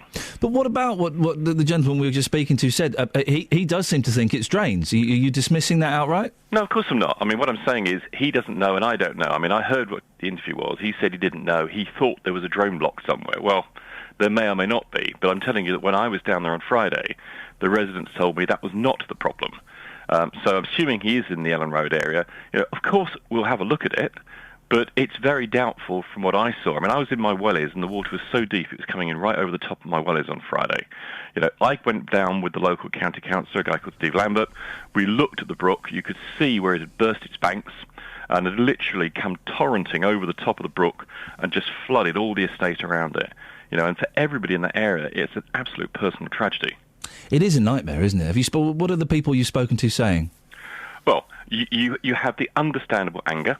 Why has this happened to me? Occasionally, and I'm not saying this is universal, the search for a villain. Whose fault is this? It's your fault, it's their fault, it's somebody else's fault, and so on. Most people, however, and I have to say I've met some really nice people over the weekend, incredible in the situation, have said, the torrential rain we've had now for weeks and weeks and weeks, which I think was referred to earlier, has just been horrendous. Most people can't remember weather like this. And it's everywhere. I mean, Western Turville, it's Aylesbury, it's up in Buckingham. Marlow this morning is a disaster area. I mean, that's my prime focus at the moment. Chalfont St Giles, Chalfont St Peter, Old Amersham. I mean, we have people's houses there, that are literally 9 inches deep right the way through their living rooms and lounges. And it's going to get worse, isn't it? The weather forecast is not looking particularly healthy. No, I mean, that's the worrying thing. I mean, people have been saying to me, look, they've occasionally had floods before. You know, I can remember 20 years ago when this happened, sort of thing. But what they say is it happened once. You know, it lasted a day and then it went. What we're getting now is just rain that goes on endlessly. There's no end in sight in the forecast. And we need, I think as a whole country, I think it's a central government issue, how do we build the resilience to cope with this sort of weather on a continuous basis? Martin, thank you very much for your time. It's Councillor Martin Tate who's saying it's not a problem with the drains. He's from Buckinghamshire County Council. Is it flooding where you are? Have you had a bit of a nightmare weekend? You came downstairs Saturday morning and there was 3 inches of water everywhere. 08459 455 555. Dennis is in Tempsford. Morning, Dennis. Good morning. Dennis, what you got for me? Well, Ian, I live on a boat at Tempsford. Oh. And I've been watching the river rise and getting very experienced now. 3 o'clock this morning, it was getting to the peak of my flood defences, a little bridge that I've built to get off, 30 foot long and about 6 foot wide. So in torchlight, myself and my young lady beat a hasty retreat. Oh. Oh, really? So you would have thought, one would have thought a boat was the best place to be in this. If you can get on and off it, it is. But if you've got to swim across, yeah, rivers get wider. Well, don't they just? I've been driving all over the place this weekend, and I've seen various rivers, and I mean, it looks incredible, doesn't it? It looks absolutely incredible what's going on. Oh, it's very beautiful. But if you're stuck in it, it's not so good. So, what do you know when you'll be able to safely go back, Dennis? Well, I mean, last year, November, I think it took until January the 6th. You know, I mean, we're looking at the peak of the river in Bedford right now. That takes a few hours to come down. Hopefully it's going to peak and start to drop. If it drops sufficient, I can get back on, but I'm going to book a hotel for tonight and probably tomorrow night anyway. And Dennis, just going off on a very slight tangent, if you'll indulge me a second. We're talking as well this morning about people losing their temper, getting a little bit angry. When was the last time you lost your temper? Having a bit of a moan. Oh, we can all moan. Yeah. Probably shout at my boss a few weeks before Christmas, something like that. Oh, blimey. Yeah, Dennis, we had a bit of a barney. What was that? What you shouted at your boss? I used to do that back in the day until I realised that I was stopping getting jobs because of it. Well, no, I mean, we've got a long-standing relationship, and you know, if occasionally, shall we say, a strongly worded conversation is required, then that's what happens. He's all right about it. Good for you, Dennis. Thank you very much indeed. Having a little moan. When was the last time you had a moan? I'm not really one for moaning. 08459 455 555 is the telephone number. Peter's in Walmer Green. Morning, Peter. Good morning. Peter, what have you got? Just listening to you talking about the drains just now, and if you've got continuous rain like this, the fields around here, they're pouring water off, they're pouring soil off from the fields. I can't see how they can stop the drains silting up, really, because there's so much of the mud and everything that comes down in the water stream. Some of the water's brown from the clay, if you like, on the fields. So it's running down the drain, and it must silt up. It must be silting up quite often. It's a real old mess, isn't it, Peter? Well, it's continuous, isn't it? You can't clear some. I mean, I've actually seen drains in the past where it's full to the brim with silt. You can actually see it by the bars, you know? Yeah. And it's a continuous... When the rain's coming down like this, there is no chance you're going to keep it clear, because, I mean, the other day it was so heavy, they not only brought the sandy type soil down, really, the very light stuff, but it brought stones down as well. So it was quite so heavy, the rain was, you know? Small stones. Have you heard this argument, Peter, this nonsense argument that Farage has come out with, the UKIP fella, saying we shouldn't be giving money to foreign aid, we should be giving it to the people in Gloucester and the people in the southwest and us now? Well, yeah, I mean, I can understand the thought. I can understand the thought when countries have got, if you like, space Ships. Well, no, Spaceships. they've got space programs and Yeah. they've got Like Star Trek. big armies. Yeah. I can understand not giving it to those sort of countries. But the thing is, they're not. But it's a nonsense argument because the two aren't mutually exclusive. It's not we either give to India or we give to the people of Gloucester. We can do both of them, can't we? I think it's a divisive argument. Well, I mean, we've got our own problems, haven't we? But would you, Peter, surely you are a common sense gentleman, I've often thought. A starving child is more important than a farmer with a flooded field, isn't it? Yeah, but seems to be no system with the charity we give out. If you're giving out charity, for instance, we could quite easily give half our charity each year, save enough money, and then pay it from the interest so that we don't keep paying it every single year. Yeah? Makes sense? It almost does, Peter. Thank you very much indeed. This is nonsense argument that Farage came out with. Oh, blah, blah, blah, blah.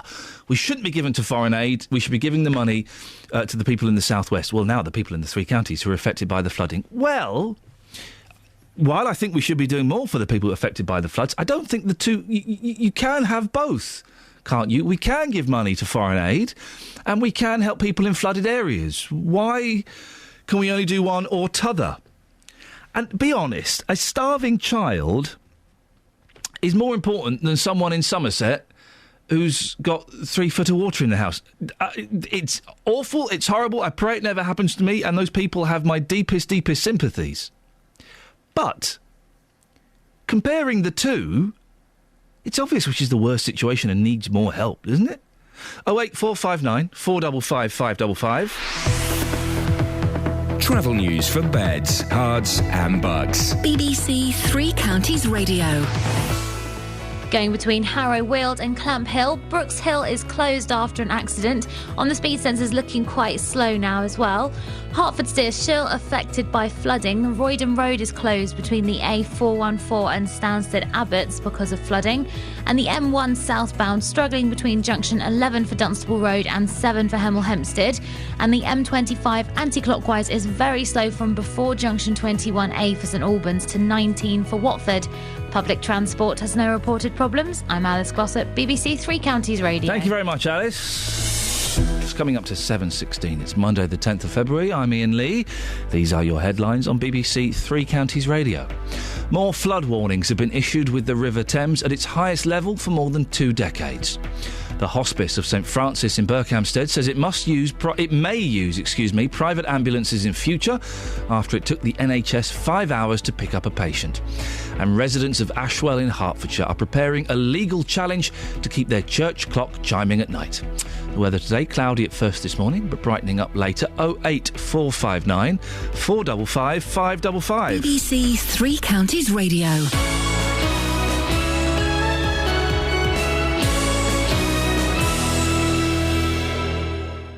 On Inside Out for the East of England, a year after the horsemeat scandal, a Norfolk charity investigates the illegal export of live horses. It's not only a matter for equine welfare, it's also a huge problem for equine health, and as we'll see, because of relation to the food trade, it's actually an issue for human health as well. Our reporter Helen McDermott finds hope for thousands of fellow sufferers of depression. Is it true that if you've had depression, you're always going to have depression? Absolutely not, no. And airships return to Bedfordshire. Is this the future of air travel? Inside Out for the East of England with me, David Whiteley. Tonight, 7:30 on BBC One. Call 08459 455 555. BBC Three Counties Radio. Morning, you can give us a call about the floods if you want. You can give us a call about the nonsense argument that Nigel Farage has put out, saying we can't give... We should stop giving money to foreign aid and give it to the people in the southwest affected by the floods. Well, hang on a minute. Why are those two things... Why can we only do one or t'other? The foreign aid argument is a different argument, not connected in the slightest. Why are we paying some heads of councils £200,000 a year salary? But that's kind of... it's plucking figures out of the air, aren't we? 08459 455 555. Now, a hospice in Hertfordshire says it's looking at employing a private ambulance service because it can no longer rely on the NHS. The decision follows a case where a seriously ill woman with breathing difficulties had to wait more than 5 hours to be taken from her home in Hemel Hempstead to the Hospice of St Francis in Berkhamsted. Well, Peter Blackman has served on the Independent Health Watchdog for the East and joins me now. Morning, Peter. Good morning, Ian. Peter, over a 5-hour delay taking an elderly woman to a hospice. What's your reaction to that? Well, clearly that's completely unacceptable, and the patient has obviously had to wait an inordinate amount of time for something that was extremely urgent and was something that shouldn't have happened.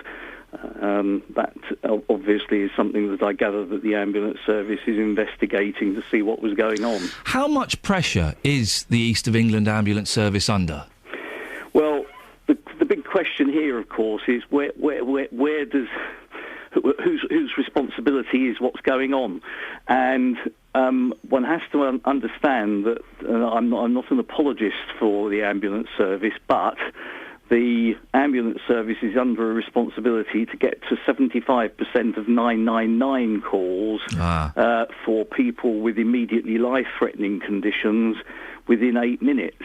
Now, unfortunately, the call that you're talking about would not have been categorised as one of those, and therefore, every time an ambulance was just about ready to go and take this person from their wherever they were to the hospice, if somebody else phoned up with an immediately life-threatening call for something like a heart attack, a cardiac arrest, a situation where they were in breathing difficulties, that sort of thing, then the ambulance would be diverted. And the target's 75%, which means that even people in that situation, 25% of them won't get that immediate response.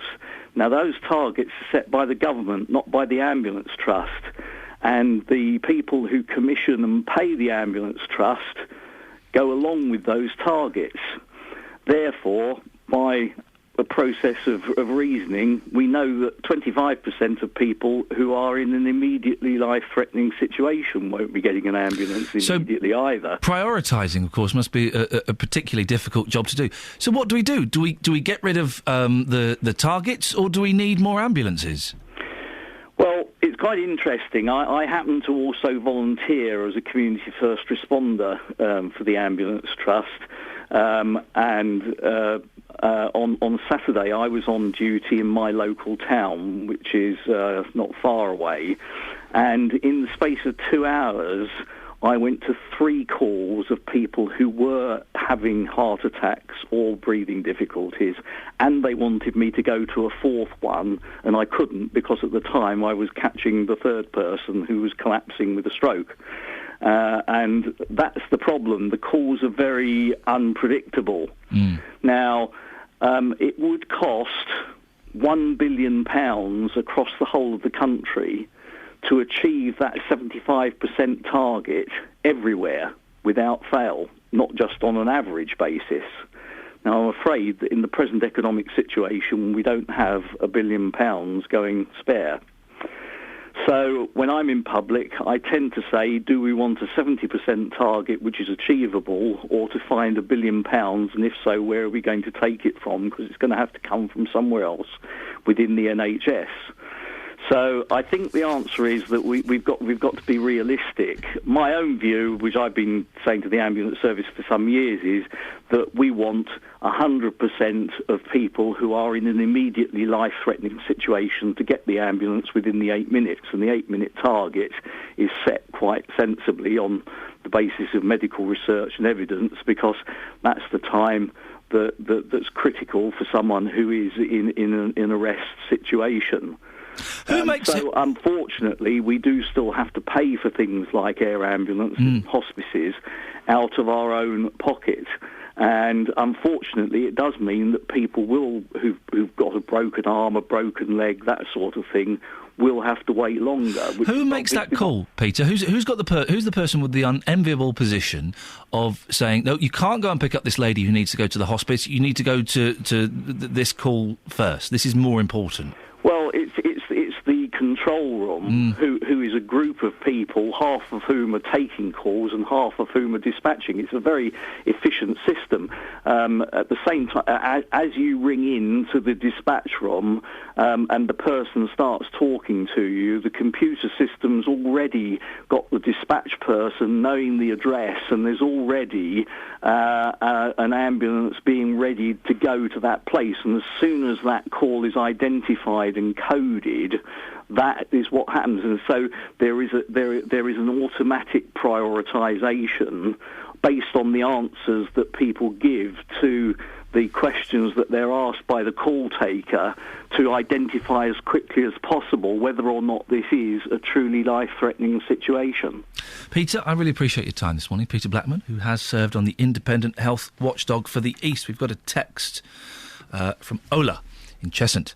Let the NHS ambulance concentrate and focus more on the elderly with serious health issues and children, rather than those shameless drunkards who goes to the pub, get drunk, misbehave on the streets and showing the irresponsible fellow there.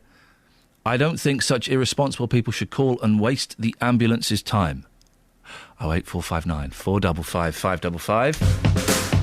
Across beds, hearts and bucks. This is Iain Lee. BBC Three Counties Radio. On the subject of flooding, it's Graham in Oxley. Morning, Graham. Hello. Graham, what have you got for me? Yeah, how are you? I'm surprised that I got through to you. Why are you surprised? Well, okay, 10 days ago, yeah? Yes. 10 days ago, yes,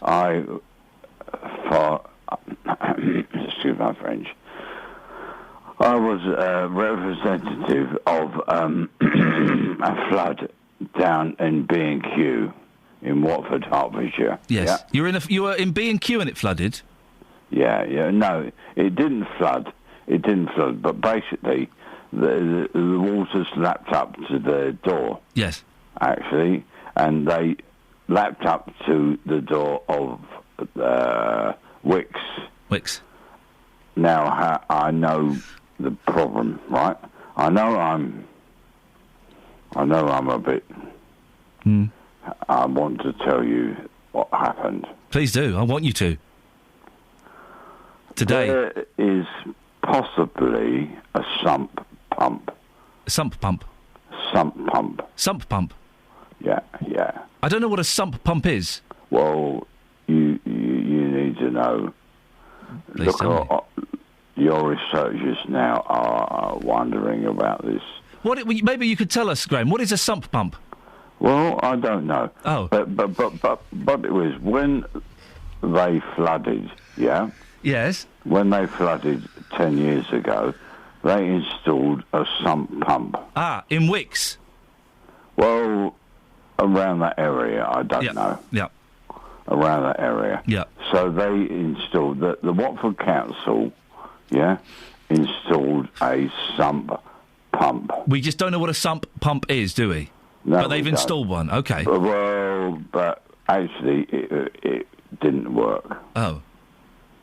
Well, what was it supposed to do?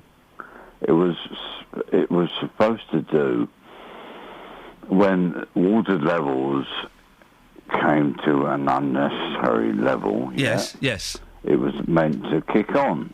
The sump pump? Yeah. Yeah. Okay. Yeah. However... I feel like I'm living this in real time. Here we go. I've Googled sump pump, Graham.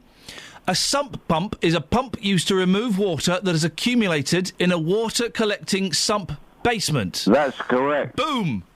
We got it. That's correct. Wowzers. So, can I tell you one other story? Another? Wow, sure, why not? Okay. Now? Yeah. Go on, then. Please do this. Actually... 10 days ago, I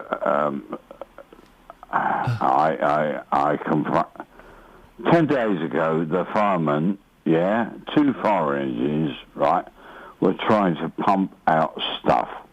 Pump out stuff? Yeah. From a sump pump? Yeah, they were trying to... 2 days ago... 2 days ago or 10 days ago?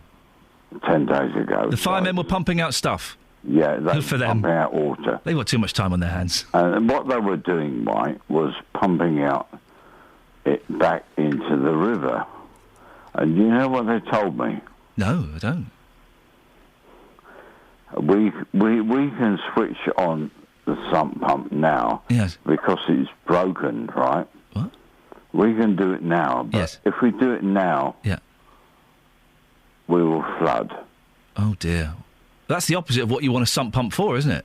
Yeah, that's it. It's the opposite. What they're saying to me, gorgeous man, I think you are a gorgeous man. Well, Graham, I am a gorgeous man, and not enough people realise that. I'm Yeah, beautiful, no. but However, lovely eyelashes. What they told me 10 days ago, that if they would switch on the pump... Sump pump? Hello? It would flood the car park of Mercedes. Oh, Mercedes car park. Wowzers. Yeah. Gosh. That's what I said. Because if it had kicked on right, yes, we'd be okay, yeah? Yeah. But the sump pump... Not got a clue. Is what's going on? The sump pump... Sump pump. I think I've got their second album somewhere. Than 2 fire engines. Graham, I've got to move on. I'm doing a show, but I really appreciate your input on this. You don't understand, do you? Travel news for beds, cards and bugs. BBC Three Counties Radio. There are queues on the M11 southbound after an accident which is now on the hard shoulder between junction 9 for Saffron Walden and 8 for Stansted. The M25 anti-clockwise very slow between junction 18 for Chorleywood and 16 for the M40. Going between Harrow Weald and Clump Hill, Brooks Hill is closed after an accident.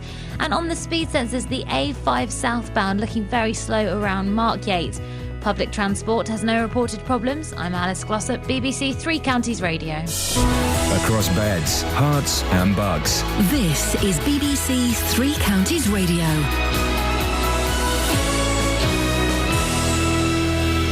It's 7:30. I'm Lee Agnew. The headlines: water levels along the River Thames have reached their highest for more than 20 years.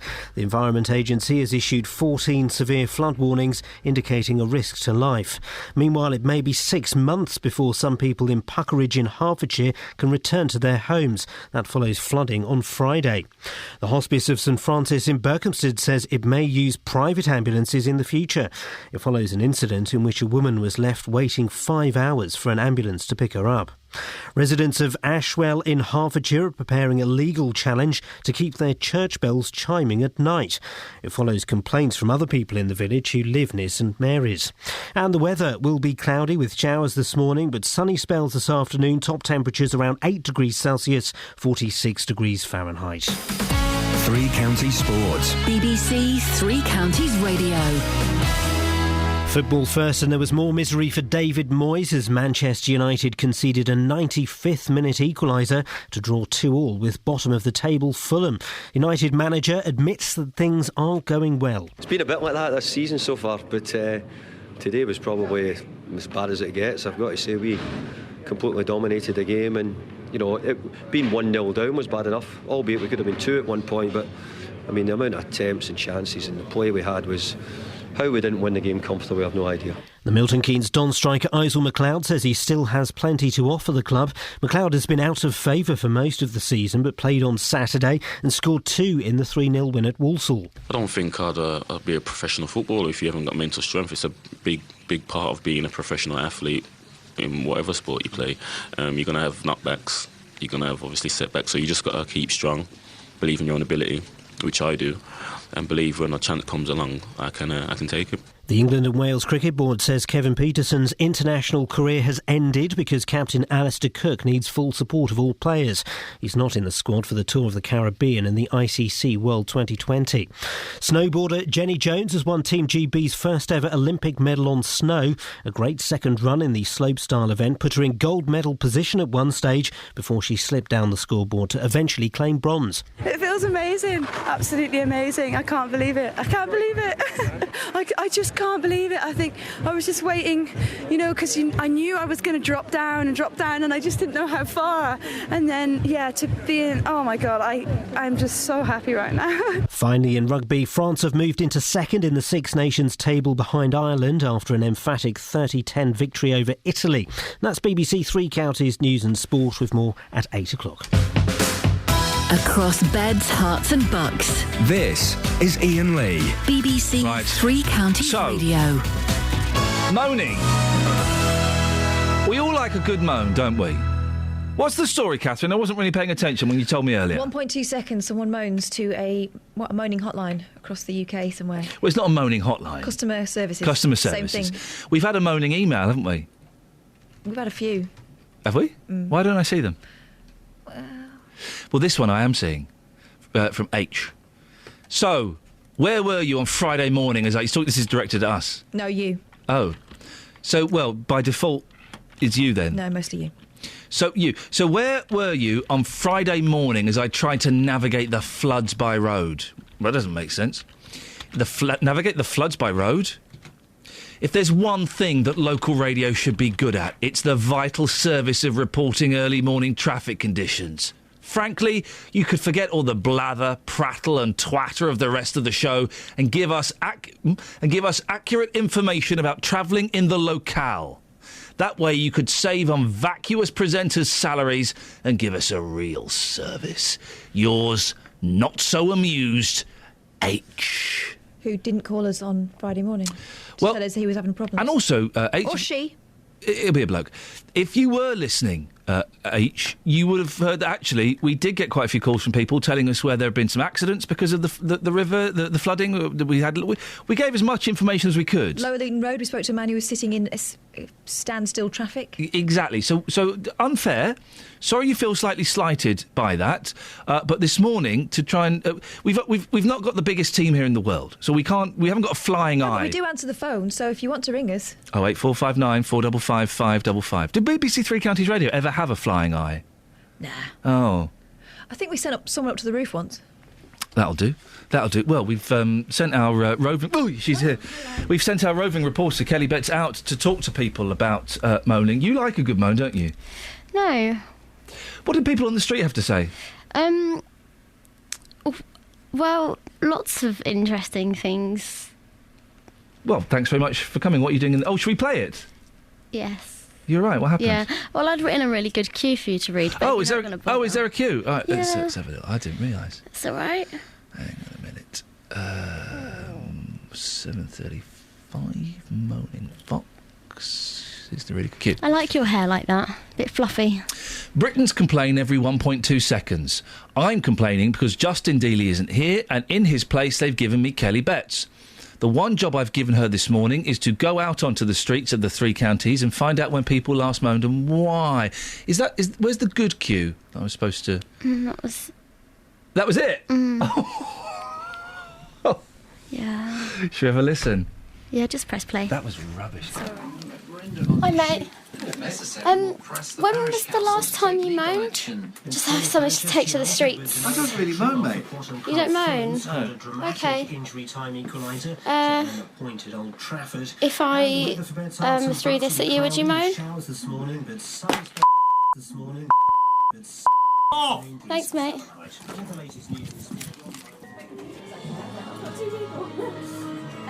Just, Kath, just a quick question. When was the last time you moaned? Yesterday. What was it about? It was about a refund I hadn't had. Moaned to one company, the one that owed me the refund, only to find out that PayPal had been holding on to my refund. What? So they thought I was dodgy because they thought I must have known it, and clearly I didn't. But I did feel a bit sheepish, even though I don't think I was wrong. It's a good moan.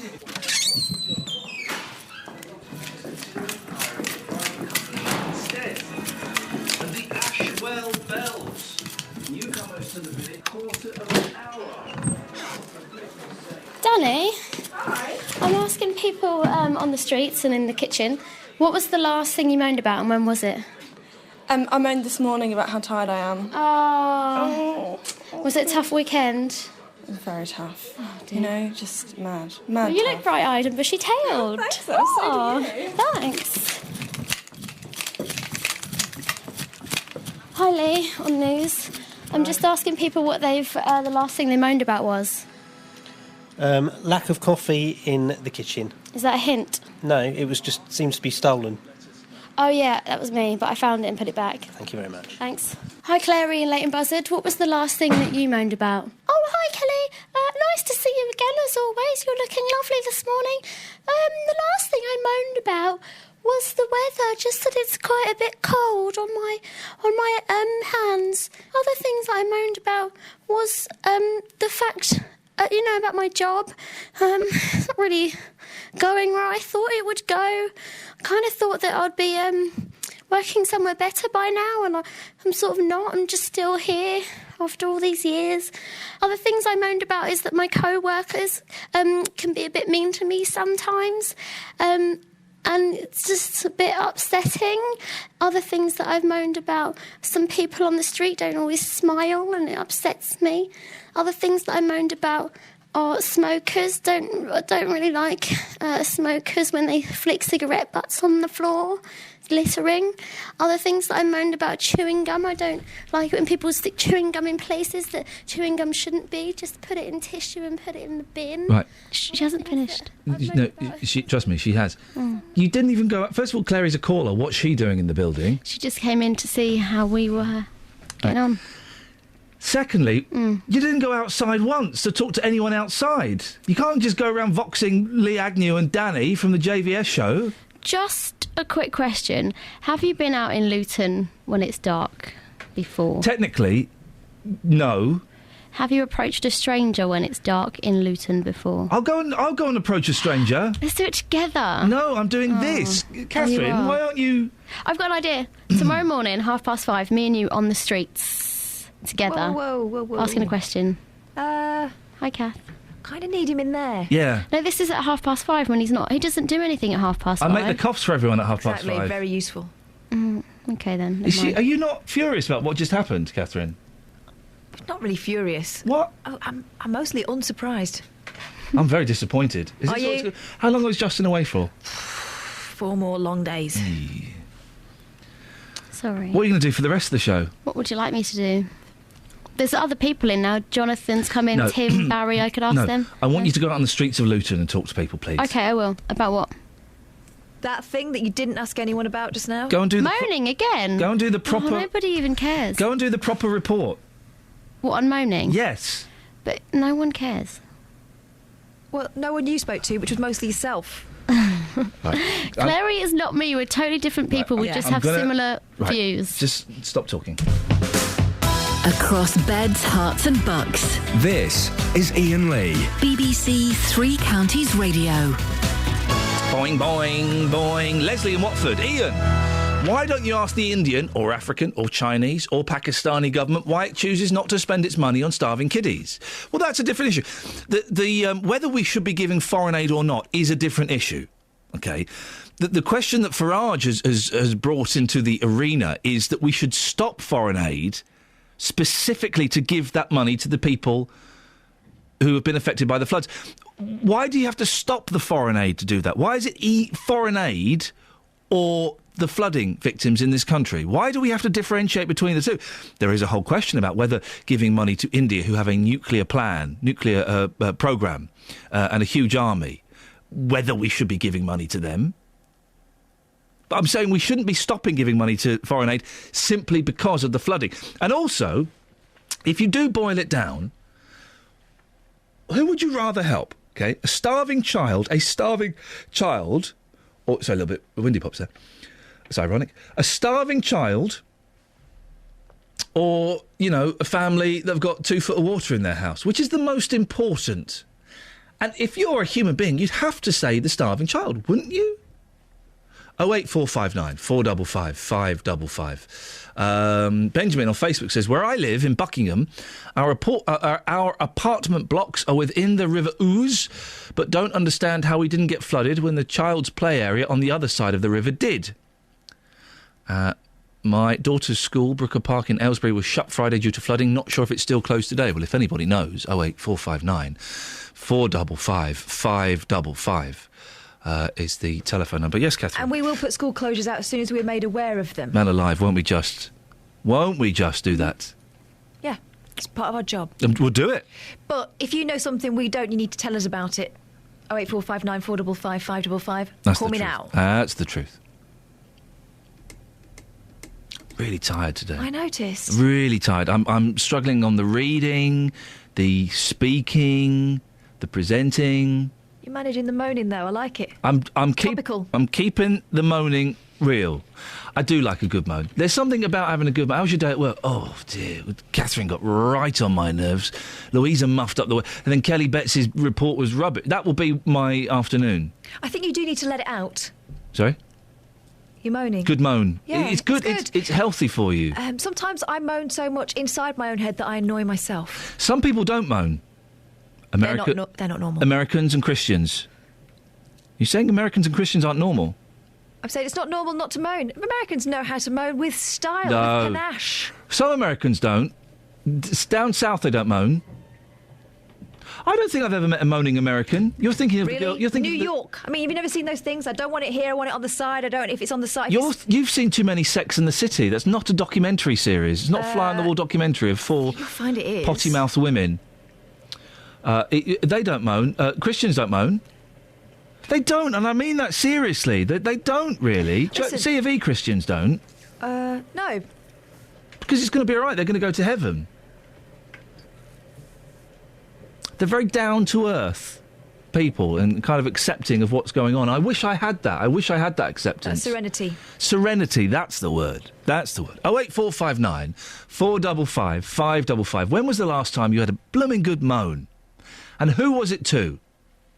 And the flooding, if you've been affected, if you've seen any roads, any fields, any schools that have been affected by the flooding, give us a call, 08459 455 555. And if you've got a moan brewing and you haven't done it yet, ring us. Let it out. If you got one brewing, phone us up. You can let it out live on the air. Travel news for beds, cards and bugs. BBC Three Counties Radio. On the M11 southbound, there are queues after an earlier accident between junction 9 for Saffron Walden and 8 for Stansted. The M25 anti-clockwise very slow between junction 21A for St Albans and 16 for the M40. On the M40 itself, northbound is slow going from the Denham roundabout to the M25, and going between Hornsmill and Essendon, the B158 is closed because of flooding. In St Albans, there are queues on all approaches to the roundabout at Hatfield Road, and on public transport there's no reported problems. I'm Alice Glossop, BBC Three Counties Radio. You certainly are, Alice. We wouldn't have it any other way. It's coming up to 7:46. It's Monday, the 10th of February. I'm Iain Lee. These are your headlines on BBC Three Counties Radio. More flood warnings have been issued, with the River Thames at its highest level for more than 2 decades. The Hospice of St Francis in Berkhamsted says it may use private ambulances in future after it took the NHS 5 hours to pick up a patient. And residents of Ashwell in Hertfordshire say they'll go to court to keep their church clock chiming at night time. 08459 455 555. Let's get the weather now. Here's Georgina. Beds, Hearts and Bucks weather. BBC Three Counties Radio. Good morning. Mostly cloudy today, although there are some showery outbreaks of patchy light rain around. That clears to the east, and hopefully we'll get some glimpses of sunshine later on, but also lighter winds. It's going to be quite a chilly start to the day, and the Met Office have a yellow warning in place for ice. This is just for Bedfordshire until 10 o'clock this morning, so do be careful if you're out on the roads or indeed walking on untreated surfaces. This afternoon, though, temperatures should reach 7 or 8 degrees Celsius. Now, tonight, it starts off fairly calm with some clear spells, and during that time, temperatures are really going to plummet. So quite chilly, but then it starts to cloud over ahead of tomorrow's rain, and the winds increase as well. So temperatures really dipping down to freezing in some parts tonight. So tomorrow we've got this heavy band of rain moving eastwards. It's going to be quite squally, windy with the rain, west and northwesterly winds, and it's going to leave some showers behind it as well, with temperatures reaching 7 or 8 degrees Celsius. Wednesday Thursday, during the day, not too bad. We've got probably just the odd shower here and there, but come the evening into Thursday, it's going to be very wet again. The Met Office have got a yellow warning in place for tonight, from midnight tonight until midnight tomorrow night, and again on Wednesday as well into Thursday. So some very wet and windy weather to come this week. Every weekday morning from 9, the JVS Show. Well, whose fault is it that there are so many fat people in this country? It's a horrible word. Jonathan Vernon Smith. But why do you want to kind of tiptoe around the issue? People are people. People aren't fat just because they're big. Tackling your consumer problems. Over the last few months, I've been palmed off every few days. There are some absolute rogues out there in the car industry. Tim, I'm going to send Wayne in to you. Let's get some detail and we'll get this sorted out. The JVS Show, weekdays from 9, BBC Three Counties Radio. Call 08459 455 555. BBC Three Counties Radio. Morning, this is Iain Lee, BBC Three Counties Radio. Cop a load of these. Oh. Beautiful, beautiful. Love it. Ding dong, ding dong. I know the tune and the words. Now, if you live in one Hertfordshire village, you'll recognise the peal. It's the bells at Ashwell Church. First talked about them in August last year, after some residents complained about them ringing through the night. Well then, in December, their complaints were upheld, and Ashwell Parish Church decided the bells would stop between 10 p.m. and 6 a.m. But a legal challenge now looks set to be launched against that decision. This is what some of those in favour of the bells had to say last year. The bells have been ringing since 1898. There's lots of people in the village that find comfort from the bells. They've been here for countless years. Everybody that I speak to seems to be for these bells, and they find it part of village life. And I can't see why we need to have them toned down. Most people that I speak to that live near the church, my mother included, doesn't have any issues sleeping. After a week or so, you just get used to it and you sleep through the evening. I think they're nice. I think they're part of village life. And if you move to a village, that is what you expect. If you want to move into the country, go miles from anywhere. If you move next to a church, wouldn't you imagine there's a bell there that's going to be rung at some time? Well, we can speak to Ashwell resident Chris Pack, who's leading the Save the Chimes campaign. Chris, when the bells at St Mary's got deactivated overnight, what were your feelings? They haven't been deactivated. Oh, it's not happened yet. OK. What's happened is, obviously, we've been pressuring the parish council to if there was if they were silenced, that we wanted an appeal. And so far, they haven't been very forthcoming with that. But following a council meeting we had on Wednesday, it looks set that they're going to seek legal advice to overturn any decision that would turn those bells off. This is all going to cost money, isn't it? The reason the bells haven't stopped yet is because they need to raise money for a timer. Yeah, they do. And also, if you do take them to court, that's going to cost you money. Where's that money going to come from? We're going to be raising our own money. The parish council are looking into a pro bono looking at pro bono for getting solicitors involved that way. Yep. So what we've decided to do, I've called upon the parish council and informed them that at the March parish meeting, we will be demanding a referendum. And if we get 15 people that ask for that referendum, then they have to hold one. So we'll be asking for a referendum. That costs money, but we're actively seeking for donations. We've set up a donation account online, and as soon as that was set up, it was so inundated with donations that they sort of closed it for a while until we can get a proper bank account sorted out. How much you got so far then? Well, in the first 2 minutes of it opening, I think we had £150 went straight in. Wow. So we've got a team of people in the background now working on getting the bank account all sorted and linked to that.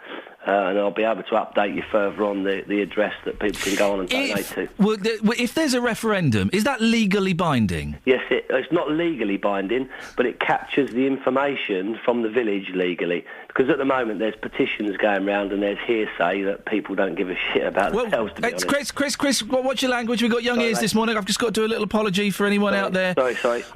Listen, when we were doing a story about church bells, I didn't have to be telling you off for potty language. Apologies if you've got young ears in the car. Yeah. Go on. But it's been muted in the village that people don't care about the bells ringing. Now, I know that to be untrue. So what we want to do is, if we have a referendum that asks people, do they wish the bells to remain as they are, and that referendum is overwhelming, then we have the support there, and that's captured legally. Because obviously, people are saying a petition is not legal. Legal. Is this dividing the village, Chris? Not really, no, because we only know of 3 people complaining, of which they say there's 14 people complaining. The other people haven't come forward, so as far as we're concerned, it's not dividing the village, it's probably doing the adverse thing. It's uniting the village that want it to remain exactly as it is. Would it make such a difference, though, Chris? Would it be such a hardship to turn the bells off between 10 and 6 at night? That's not for me to comment, but all we're actually fighting against. But you can give us your opinion. This is history. It's not about this history. Well, it is about the bells being turned off between 10 and 6, because you're not happy with that. Why would that be such a hardship for you? It's for me. There's people that are quite close to me, my mother included, who lives near the church, and she finds it very comforting. So you want to keep them on because they comfort your mum? And people around the area of the church. Listen, I'm on your side. I think it's a great thing. I think it's a cracking thing. I think we should preserve things like this. I was just wondering why it would be such a hardship if they did get switched off. It's history. That's as simple as that. It's history. You know, why change these? If they go off, what's next? What's next? Are people going to, people complain about, different things in the village, and why should that change? And the worry is that if it happens here, the fallout of that throughout Hertfordshire could be immense, and we could end up with every church in Hertfordshire with their bells silenced. Chris, I just think it's wrong. Thank you very much, Chris Pack, leader of the Save the Chimes campaign. Again, apologies if anybody was offended by the category B that was dropped there. You would have thought with a church story you'd be safe on the language. Au contraire.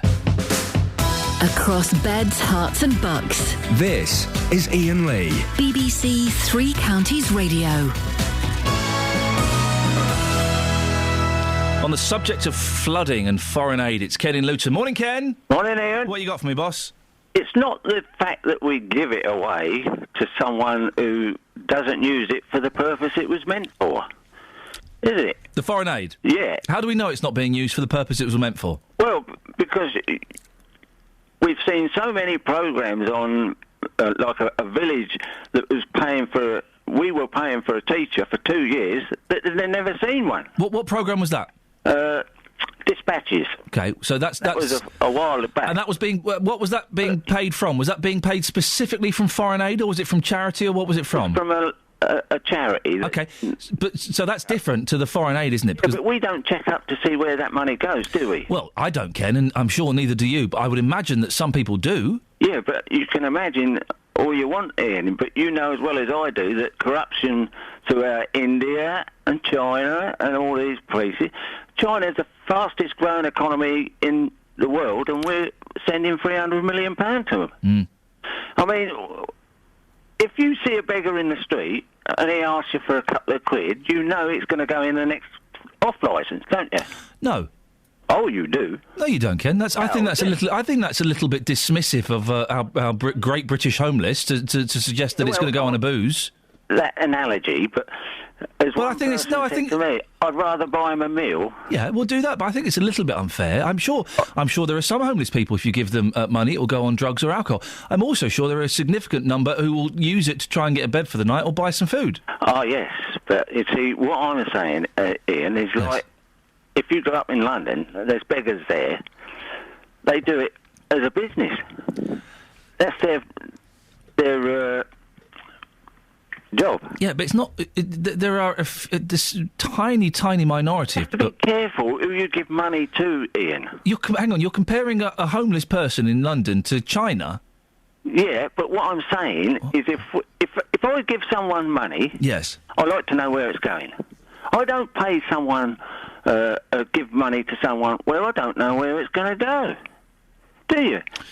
If you give money away willy-nilly and you become broke, you won't be able to help no one. But don't we have to trust that the government knows what it's doing with the money? What government was that? Our government. When they give it to people, they will follow it as best as they can. And if in some way, Ken, we are helping a starving Indian child... I appreciate that fact. I'll give anything to anyone if they need it. I will be there. But not a homeless person in London? No, because I know that it's got a good chance. Okay. So you'll give anything to anyone if they need it, but not a homeless person in London? I'll buy them a meal or anything. Okay. What's more important, Ken? A child starving in India or a family with 3 foot of water in their living room? Right. Let me put this in context. What you're asking is, if you're in 2 foot of water, it's happening to you. It's like toothache. Someone got toothache. Right. Well, OK, what's more important, toothache or a starving child? More important than someone on a life machine in the hospital. No, the toothache is not more important than someone on a life machine in hospital, no. It's not happening to you, Ian. No. That's what I'm trying to stress. If someone's got toothache... Yes. And they go round to a person that's got, like, cancer... Yes. To them, it's more important than the bloke that's got cancer, because... Well, I would suggest, Ken, and we have to end it because we're running out of time, I would suggest if someone had toothache and they saw someone with cancer and thought, oh, my toothache's more important, I would suggest they're slightly harsh and cold. Ken, thank you very much indeed. Travel news for beds, cards and bugs. BBC Three Counties Radio. On the M1 northbound, there's a lane blocked on the exit slip road at junction 15 for Northampton because of vehicles broken down. And the M25 anti-clockwise very slow between junction 21A for St Albans and 16 for the M40. Between Harrow Weald and Clamp Hill, Brooks Hill is closed after an accident. And in Watford, Bushy Hall Road is closed at Bushy Grove Road because of flooding.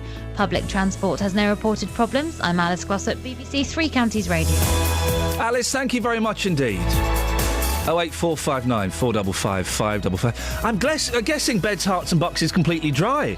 No one's phoned in with a flood update. Here's the news with Lee. Local and vocal across Beds, Hearts and Bucks. This is BBC Three Counties Radio.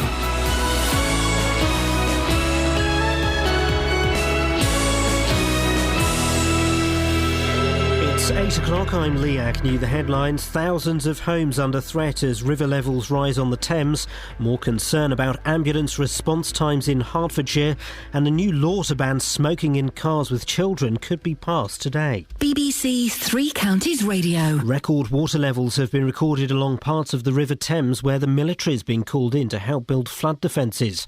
The Environment Agency has issued 14 severe flood warnings with thousands of homes at risk. Inspector Mark Rivid from Thames Valley Police says they're trying to deal with the situation. In the Datchet area, in the sort of the last half an hour, we've had to put some road closures in because of rising surface water. In the Maidenhead area, we've got some disruption on the railway lines. Network Rail are working with the Environment Agency to try and monitor the situation with the water rising on the railway line. Meanwhile, it may be 6 months before some people in Puckeridge can return to their houses. Chris Woodward's home was flooded on Friday, and he says there's extensive damage. Well, downstairs, everything below the level of about 2 feet. It looks like we're going to have new kitchen floors. It's just basically everything. A hospice in Berkhamsted is considering using private ambulances because it can no longer rely on the NHS. An elderly woman was left waiting 5 hours for an ambulance to take her from her home to the hospice of St Francis. Medical Director Dr Sharon Chadwick says they don't want to spend the money they've raised on ambulances, but they may have no choice. I just think that resources generally are extremely stretched. I can't blame East of England. They are doing the best they can with the resources they have. I think that there is a huge issue with the way that we're funding the NHS at the moment. MPs will vote today on a new law to ban smoking in cars carrying children. Health campaigners support the change, but the pro-smoking group Forest says it's an unnecessary intrusion into people's lives. Parents are divided on the issue. I think if there's children involved, then I think that you shouldn't be allowed to smoke anyway. It's too confined, really, and they don't get the choice, do they? I don't think necessarily it should be brought into law. I think we're becoming more of a nanny state, to be honest. Residents of Ashwell in Hertfordshire are preparing a legal challenge to keep their church bells chiming at night time. It follows complaints from other people in the village who live near St Mary's. In sport, Manchester United were denied victory after bottom club Fulham scored a dramatic injury time equaliser to earn a point at Old Trafford in the Premier League. And at the Winter Olympics, Jenny Jones made history as she claimed Britain's first ever Olympic medal on the snow with a bronze in the slope-style snowboarding. The weather for Beds, Herts and Bucks will be cloudy this morning with outbreaks of rain, but sunny spells this afternoon. Top temperatures around 8 degrees Celsius, that's 46 degrees Fahrenheit. Get the latest news and sport online at bbc.co.uk/Three Counties.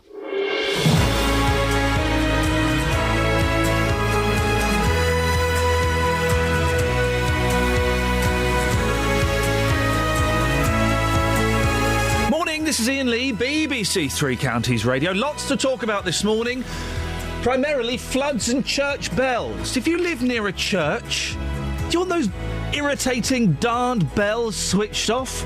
Or do you think they are a wonderful part of British life? 08459 455 555. And we've been watching the weather all weekend. It's been pretty rotten, and it could get worse. Have you been affected by the floods over the weekend? Facebook.com/BBC3CR. You can give me a call, 08459 455 555. Across Beds, Herts and Bucks. This is BBC Three Counties Radio. On the subject of them church bells, it's Yvonne in Cranfield. Morning, Yvonne. Good morning. What would you like to say? Right. I think somebody needs to differentiate church bells and clock chimes. Oh. This is, well, partly the problem. Everybody says church bells go all night. No, they don't. There is nobody there to ring them. The clock chimes, and it's an automated mechanism. And yes, it does chime, fair enough. But it is a different system. Can I also make the point that the clock on the church tower may not belong to the church, it might belong to the parish council. I live in Cranfield. We've been there, done that, got the T-shirt. Oh. So you differentiate between church bells and clock chimes.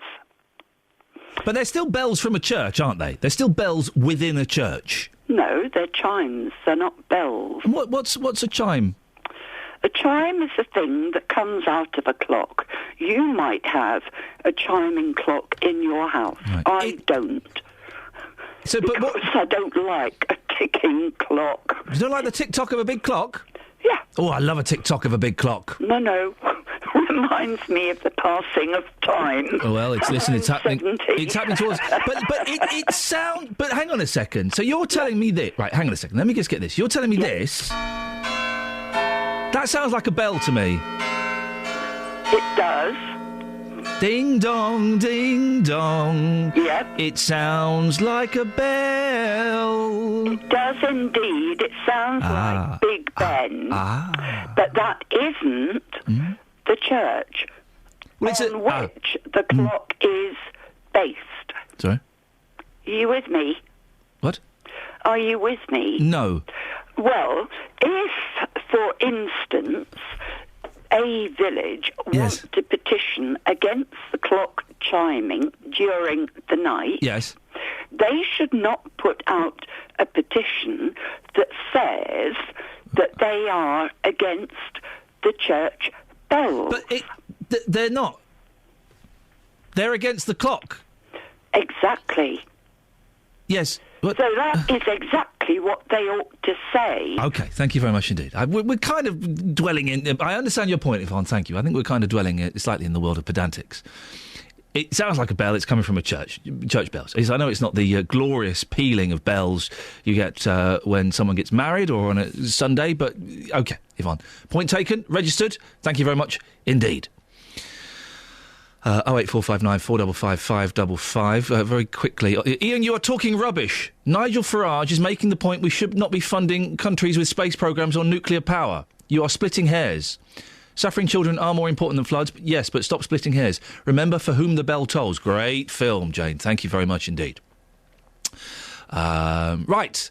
Homes and businesses, we've been hearing all weekend across the 3 counties affected by flooding, are preparing for more misery to come.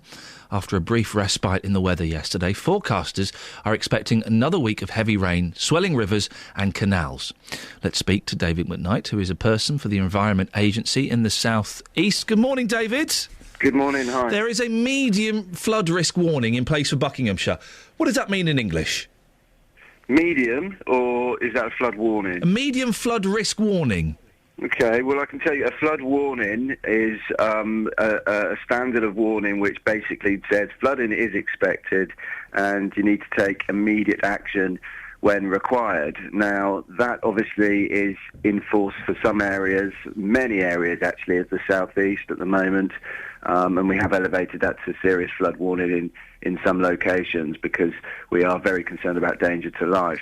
A flood warning, as we're talking about in this area, really means residents, communities need to take stock of their immediate flood risk and have a plan and ready to instigate that plan. Which places are most at risk, David? Well, where isn't is probably a better question at the moment. We're urging communities to be prepared pretty much across the whole of South East at the moment. Most rivers and streams now, adjacent land is either flooding or at risk of flooding. We're working incredibly hard to monitor the situation, which is changing rapidly, and it has done overnight. We're updating our flood warnings and severe flood warnings in some cases very frequently. The best advice I can give your listeners out there if they are concerned about flooding is to call our number, which is 0845 988 1188. If you go to our website, there's some very useful information about, firstly, am I at risk of flooding? And that's one of the important things to note on the outset. 2, what can I do? So what do I need to do in terms of preparing my property for flooding and minimising the risk to that property? And if we can't minimise the risk to that property, how can we minimise the impacts of flooding on that property? And that's some very good information there about that. And then there's also the flood warnings that are enforced in other areas. So please use that if you need to. The Environment Agency is coming for a bit of stick, hasn't it, over the last few weeks because of its handling of flooding in general. Do you think things could have been handled better? I think at the moment we are very, very focused on responding to a very big, widespread, long-duration flood event now. We've been dealing with this since before Christmas. On and off, yes. January was exceptional in terms of the rainfall, and now we're heading back into similar events that we witnessed in January and in previous flood events in the 2000 as well. So we're very much focused on working with communities, warning communities, and out on the ground, our operatives are working very hard to keep the water moving and protecting communities and investigating our flood defences to keep them working. So very much focused on the flood event at the moment. Could things have been handled better? It's not for me to comment at the moment. We go through a process after the flooding to look at what happened. It's a bit late then, isn't it? Well, at the moment, the focus has to be on responding to flooding. Because of the duration of the flooding, we've been working extremely hard. But there are lots of people, as I'm sure you know, David, who think that you haven't been focusing on the flooding and the people affected by it. Do you think it could have been handled better? Well, I think that's for others to say at the moment. We on the ground are working extremely hard to try and minimise the impacts of flooding. You're a spokesperson for the Environment Agency, so I just wondered if you thought things could have been handled better. Well, it's not for me to say. I'm incredibly focused on doing the job at the moment. I've been in Datchet last night with our operations teams. A number of us who are spokespeople are working on the operations side as well. We are incredibly focused. As you've said, you're incredibly focused. Just finally, as a spokesperson, you can't say whether things could have been handled better or not. It's not for me to say at the moment. OK, David, not for the spokesperson to say. Gavin Shuker is the MP for Luton South, a former Labour Shadow Minister for flooding. Good morning, Gavin. Good morning, how are you? Yeah, I'm fine, thank you. What do you think about the way the Environment Agency have handled this? Yeah, I think it's clear that they'll have to learn lessons from how they have handled it. And you can never, when you're working in these situations, rule out the possibility they could have done better. I do have to say, though, it's been an incredible effort against the Environment Agency in the press in the last few weeks. And my experience of the EA was always that they were incredibly professional and incredibly hard-working. But doing that against a backdrop of losing about half their budget has clearly had some kind of impact. Do you think, I guess I think I know the answer to this now, but do you think in the past we have taken the issue of flooding in this country seriously enough? No, not seriously enough at all. So in 2007, when we last had really widespread floods, we commissioned a guy called Pitt to go out and do a review of the UK's resilience to floods. And he came back and basically said, look, climate change is probably going to be the biggest threat that we're going to face as a country over the next 30 to 60 years. The biggest expression of that is going to be flooding. That's the big thing we've got to prepare for. And he recommended that you increase the amount of money going to flood defences over the next 30 to 60 years. And we actually secured a cross-party deal back in 2007 to do that. Now, this government have come in and have reneged on that deal. And my concern is that, in a sense, kind of taking a chance on it has proved exactly the point that Pitt was making, that these 1-in-100-year events are happening more and more regularly. And if we don't shift our mindset and actually increase the amount of spend we put in there and flood resilience for properties as well, we're going to find ourselves on the receiving end of an extremely difficult situation. Gavin, do we not just have to accept that weather conditions are changing, it's the evolution of the planet, and that some places are going to start flooding a bit more? Yeah, we do. We do, is the honest answer. And that's going to require actually action from us and not just from government. So if you think about a property that's been flooded a couple of times in the last 2 years, you know, your insurer will come back in and they'll put back exactly as it was. Well, we need to make a mindset shift, right? There are ways in which, even if you are flooded, you can get back up on your feet much faster if you do repairs. You know, things like moving the sockets from the bottom of the wall up to the middle of the wall. Being able to put in vents so that you can get water out of your property quickly. So there's things that we need to do on a household level, but at the same time that won't substitute for proper action. You know, the chief scientific officer of the government back in 2004 said, if you look at all the threats facing us, flooding is up there with terrorism as a risk to life and limb, and yet we don't treat it with the importance that it deserves. So there has to be a mindset shift amongst politicians and the Environment Agency and otherwise. Gavin, always good to talk to you. Thank you very much. Hopefully we can talk about something a little bit more jolly next time. Gavin Shuker, MP for Luton South, 08459 455 555.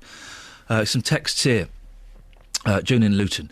Ian, I'm an avid giver to save the children, but where has the help been when we need it? If our people were crawling around starving, who would help us? I would suggest probably America and the rest of Europe. My father went to school barefooted after World War II. Who helped him and the rest of the family? Nobody. June in Luton. Well, nobody, June, because the whole country, the whole world was pretty much bankrupt after World War II. Nobody had anything after World War II. 08459 455 555. Travel news for beds, cards and bugs. BBC Three Counties Radio. The M1 southbound slow going between junction 11 for Dunstable Road and 7 for Hemel Hempstead. The M25 anti-clockwise still really struggling between junction 21A for St Albans and 16 for the M40. The A1M southbound very slow around junction 7 for Stevenage, and in St Neots the A428 eastbound heavy going between the A1 and Ermine Street South. Public transport has no reported problems. I'm Alice Glossop, BBC Three Counties Radio. Thank you very much. It's 8:16. It's Monday the 10th of February. I'm Iain Lee. These are your headlines on BBC Three Counties Radio. Homes are being flooded along the banks of the River Thames, with water levels at their highest for more than 20 years.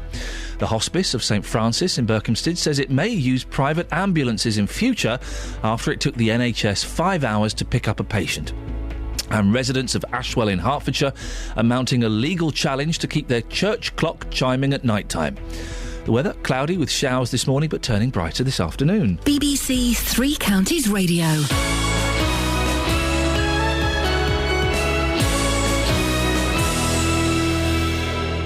Every weekday from 3, Roberto Perrone. Milton Keynes is smarter than the average city, and the borough has now been named as one of the 5 places invited to a Smart Cities Forum. With the best local news stories. Bedford Hospital's leadership has been described as weak in a damning independent report into the problems in the paediatric department last summer. With the best local talking points. An ordinary postman from Watford had a dream that one day that he would raise enough money to build the first free independent hospital in his hometown in Pakistan. After 3 years of campaigning, hard campaigning, Houghton Regis Leisure Centre swimming pool had been saved and will in fact be reopened. Roberto Perrone, weekdays from 3 on BBC Three Counties Radio. Morning! Good morning. Look at you in chocolate brown. And look at you in your lovely blue jersey. Do you like it? I do like it. Thanks very much. That would look nice with a suit jacket.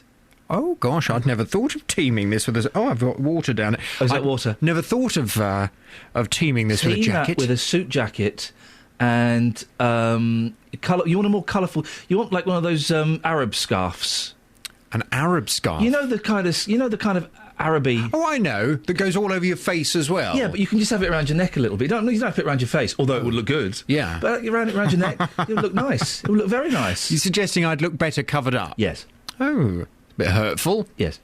I'm very impressed with myself. Do you remember last week? His hands are on his hips. He is impressed. Well, do you remember last week? I told you I was getting a bit of a fatty bum bum. Yes, I do remember. I've lost 2 kilos this week. Hey. That's 4 pounds. That's brilliant. Isn't that good? How did you do that? Exercise and dieting. Well done, you. Yes, See, thank you. Walk very much. more, eat less. That's all you need to do. I'm going to produce a fitness video when I've lost it all.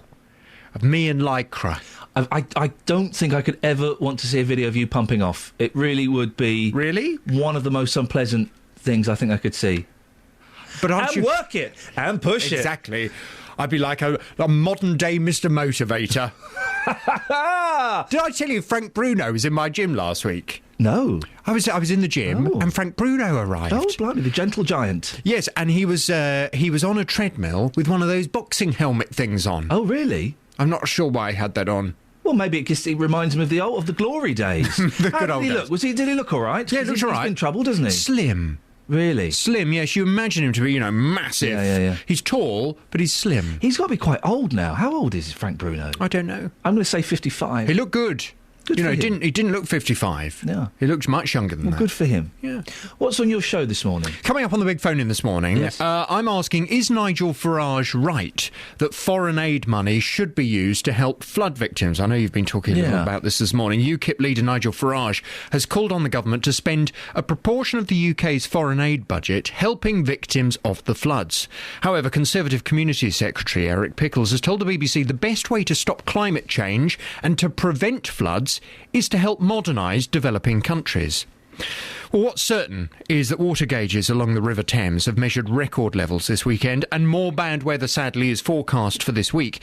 Here in the 3 counties, we've heard from people affected by the floods, and many feel the response from the government has not been good enough. Well, from 9 this morning, I want your views on this. Is Nigel Farage right that foreign aid money should be used to help flood victims? 08459 455 555.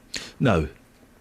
Well, I'd sense that from your show so far. I don't see why the two are mutually exclusive, why you can't do one and t'other. No, whether foreign aid is appropriate or not, I think that's a slightly different argument. But why would you divert foreign aid to the flooding? Why are the two mutually exclusive? Well, I guess because if you... and I'm just trying to work out Nigel Farage's logic here, but I guess that...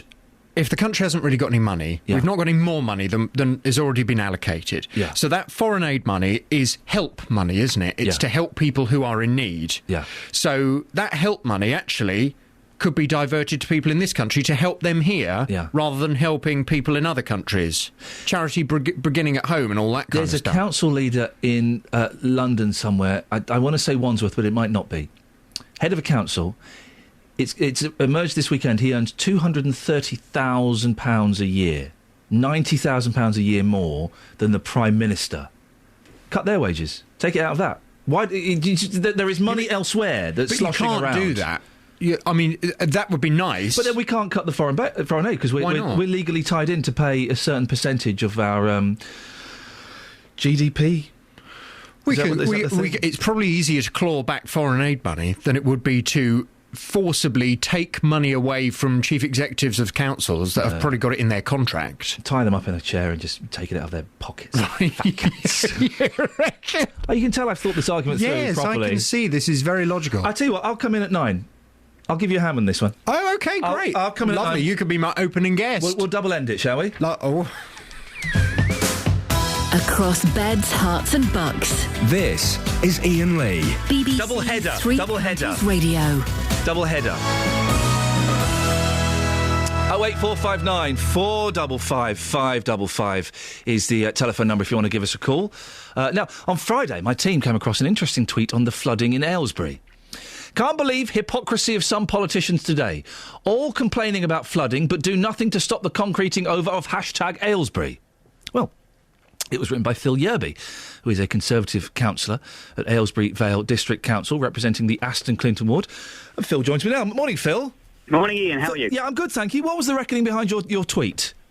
Well, I was just frustrated that many politicians are out taking their photo opportunities around the floods, and obviously they have to do that. It's important that they're on the ground. But quite frankly, you had the council leader of Bucks County Council on your show this morning about 7:05, lamenting the Environment Agency, but saying that there's flooding in parts of Aylesbury and Western Turville. What he didn't mention is the fact that his council was doing nothing to stop the vast amount of house building that developers are trying to put around Aylesbury. Bucks County Council haven't even objected to the vast number of developer plans to build more houses. And isn't there an irony there that he's lamenting the floods in Western Turville, but actually not doing anything to stop the building on the floodplains and in the open countryside, that's going to take place in the next few years if nothing happens. But it's been the wettest January in years. That's the cause of the flooding, isn't it? There's no doubt about it that the floods are caused by long-term change in the climate. So it then becomes a question of what can we do? We can't do much to affect the climate, at least not in the short term. But we can stop building in floodplains in the short term.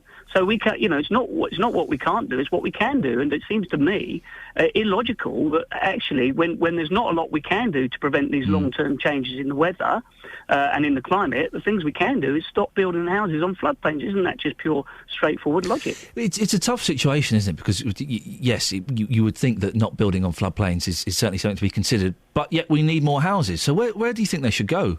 Well, not on floodplains. I mean, it's easy to say where they shouldn't go. But what other suggestions have you got of where they should go? Well, let me put it this way. Quite frankly, do we need the vast number of houses which developers are saying and promoting we do need, as well as the government? I'm not convinced we do. Around Aylesbury, we have more than enough to suit our needs. What the government are insisting on us doing is taking more and more houses for people coming out of London, and so you then get into much wider issues, which I'm happy to have a debate with you about. But quite frankly, I think the immediate issue is stop building on the. But so Phil, what you're basically, this is NIMBYism, isn't it? You're saying we're all right here in Aylesbury. We don't need any more houses or any more people. There is a shortage of houses across the country, though, isn't there?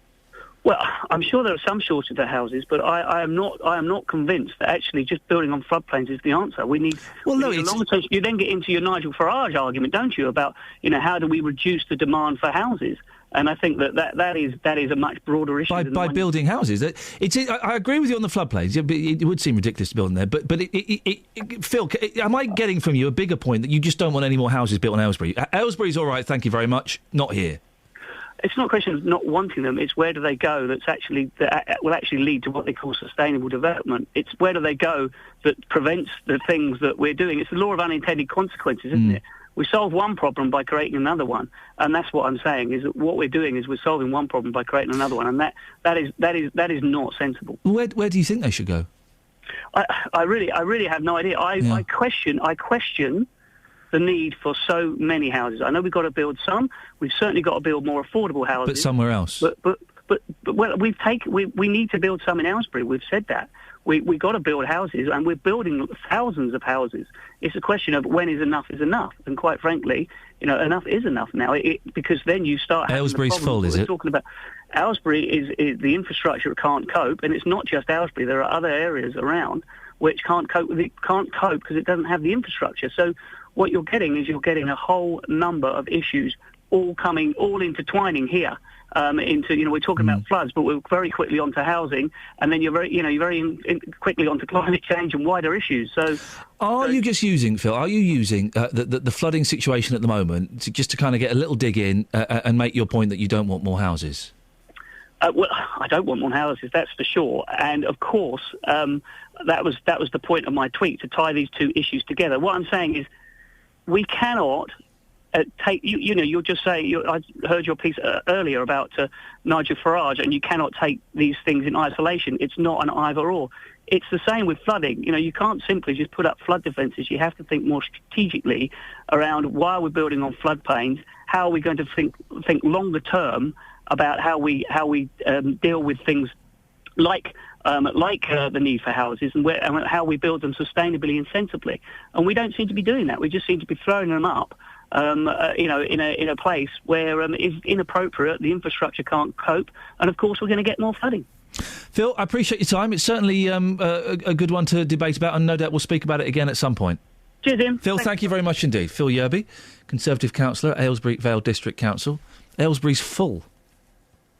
No more houses here. Thank you very much. What do you think? 08459 455 555 is the telephone number if you want to give us a call on that. I do get what Phil's saying about, but building on floodplains, surely the last few weeks and the coming weeks have shown that's probably not the best idea.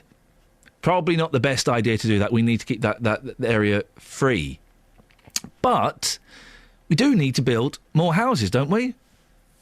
Just maybe not on Aylesbury, because it's full. 08459 455 555. Travel news for beds, cards and bugs. BBC Three Counties Radio. Starting in Bedford, the A1 is heavy in both directions at the Black Cat roundabout. And on the speed sensors in Clop Hill, the A6 southbound has queues on the approaches to the roundabout. Also between Harrow Weald and Clamp Hill, Brooks Hill is closed after an accident. And on public transport, First Capital Connect have service suspended between Moorgate and Finsbury Park because a train has broken down.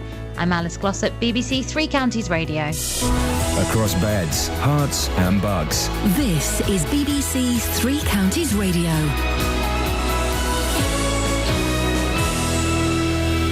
It's 8:30. I'm Lee Agnew. The headlines: water levels along the River Thames have reached their highest for more than 20 years, threatening thousands of homes. The Environment Agency has issued 14 severe flood warnings indicating a risk to life. The Hospice of St Francis in Berkhamsted says it may use private ambulances in future. It follows an incident in which a woman was left waiting 5 hours for an ambulance to pick her up. MPs will vote today on new laws to ban smoking in cars carrying children. The Lords unexpectedly voted to approve the change last month.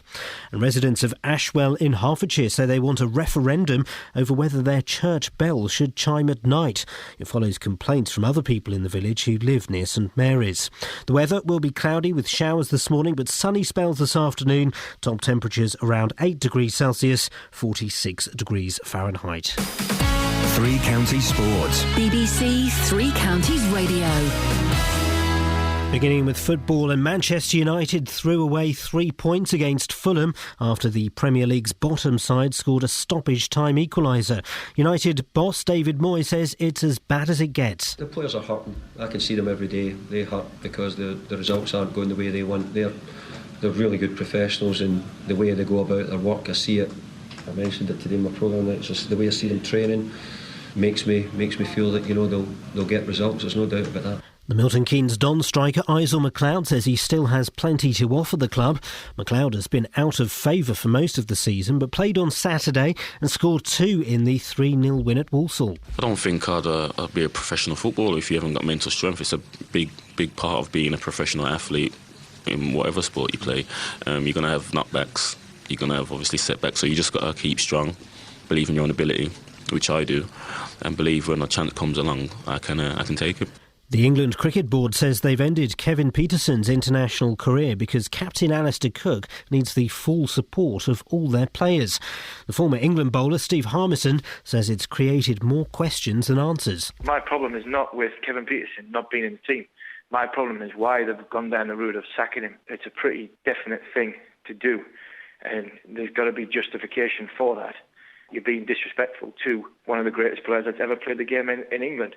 And if you don't come out and tell people why you're doing it, or you don't have good reasons, then you're going to have this whole euphoria of people who have got nothing to do with the game and nothing to do with this issue having their say. Finally, at the Winter Olympics, Britain's men's curling team have beaten the Russian hosts 7-4 in the first round-robin match. They return to the ice this afternoon to face Sweden. BBC Three Counties News and Sport with more at 9 o'clock. Across beds, hearts and bucks. This is Iain Lee. BBC Three Counties Radio. Morning, Iain Lee, BBC Three Counties Radio, 8:32. Let me just remind you, dear listener, every Friday we release a brand new podcast, kind of the best of the week, with little extra bits added in. Little extra links added in. That should get you downloading it. You can get it by going to the BBC Three Counties website, which is on the internet, or if you go to iTunes and type in Iain Lee BBC, it pops up. Beautiful, fantastic. Lots to talk about between now and JVS at 9 o'clock. We're talking floods, we're talking church bells, we're talking, I don't know, pretty much anything you want to talk about. Oh, moaning, that's another thing, Catherine. People moan 1.2 seconds. You're very quiet. Seconds. I know, I think it's my microphone. But get up close. How's that? That's too close. How's that? But very quiet, isn't it? Speak louder. I can't really speak any louder. Let me try. Right, speak now. Testing, 1 2 1 2. Come in, rubber ducky. What do you want me to do? 1 2 1 2. Is that any louder? Try this. Are you actually doing anything down there? I'm having a fiddle with these knobs. Here we go. Try that. That's just you louder, isn't it? Oh, that's the headphones. Try this. 1 2 1 2. No. Hello. I'm mixing with stuff I shouldn't really be touching. Try that. 1 2. It's broken, mate. What about the fader in there? Can you wazz that up? It's wazzed up to the max. Well, Louisa, get your mic down and have a little try of yours, and let's see what yours. You talk into it, Lisa. Louisa, go on. You talk into it. It might be my voice. Hello. See, now that's proper. I can hear that. Have you punctured a lung or anything, Catherine? I see, this is what's going on, is it? You start by turning my mic down. So, Louisa, you had a good weekend? Yeah, I had a great weekend, thanks. Yeah, fantastic. How was yours? Yeah, it's all right. Do you like having a bit of a moan? Yeah, I love a good moan. What do you like to moan about? Everything. Getting up really early because Justin's gone on holiday. Unbelievable. How selfish I of know. him. Yeah. Outrageous behaviour. What a muppet. You see, Catherine, that's how it's done. Okay, I still can't use my microphone. No, I've turned it off. Thanks very much. Across beds, hearts and bucks. This is Iain Lee. BBC Three Counties Radio. Mick's from Watford. Morning, Mick. Morning. What can I do for you, boss? Well, I mean, there are a couple of things. One thing is, the chap just rung in about floodplains. Yeah. Oh, if they're going to build on floodplains, all the council have got to do is insist that the developer puts the houses, or the ground level of the floor of the houses, above flood level. Oh. But don't you have to... Mick, listen, I don't know much about flooding, ecology or house building.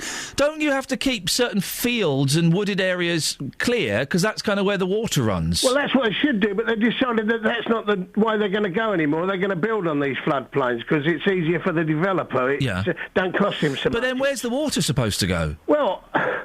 It goes into people's houses now, but if they built them on stilts, you'd still flood the area, but the people's houses wouldn't get flooded, their furniture would get Hang on a minute, are you the fella that phoned up 2 hours ago about the houses on floods, on stilts? No. Because that was Mick, that was a Mick. Well, it wasn't me, but... Is it all Micks that think that houses should be built on stilts? No. Right, the other thing is, I spoke last week, we had the government and the Mayor of London was trying to discredit the unions. All right. Saying about we were shutting down London. Yes.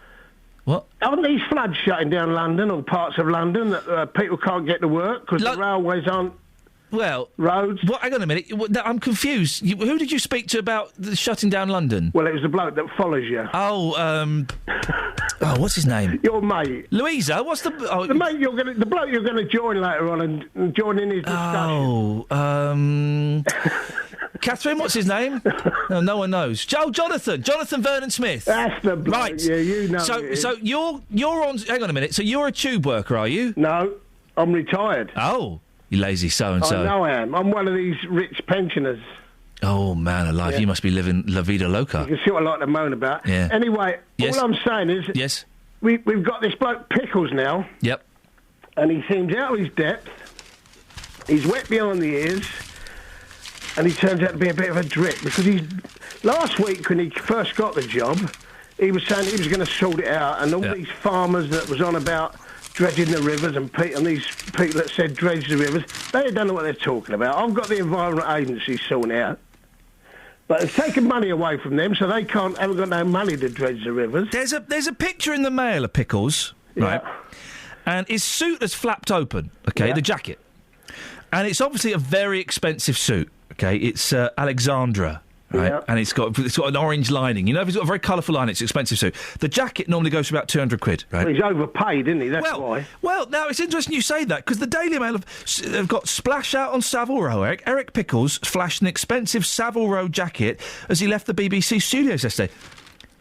Why are we having a go at a bloke for having a nice suit? He's a public... Nice suit. I've got nothing wrong with them, but he hasn't got a clue on how to sort these problems. He's blaming the people who give him the advice now. I expect you're very much like me. I've had advice given to me in the past. Yes. I wish I'd listened to some of it. If I had advice, what do? I go and think I'm going to get some more advice because I'm not sure that bloke's telling me that on my car that he's told me is right. But if you're talking to someone who claims to be an expert... If I'm talking to someone, Mick, who claims to be an expert, like something about cars or something, if a garage says, you need to do this, this and this, I'll go along with that, because I don't know... No, that's why I've gone to a professional. No, you're not that much of a mug. If somebody... and you think, sadly hold I on am. a minute, I don't think this is right. I drive this car, I know what's... I don't think it's that, and he's not going to charge me £800 to sort that out. I think is right. Me off. So, Mick, if we say that the flooded parts of Britain are a car, Eric Pickles is the driver of that car, the floods. We're ready for a crash. He is okay. He has spoken to the mechanic. Who's the mechanic in this? Well, it would be the Environment Agency. Right. We've had farmers that have lived on this land down. So the farmers are the pedestrians for years. They're the experts. Hang on. So he's taken it to the garage of the Environment Agency, and he's spoken to the head of the Environment Agency, who's like the head mechanic.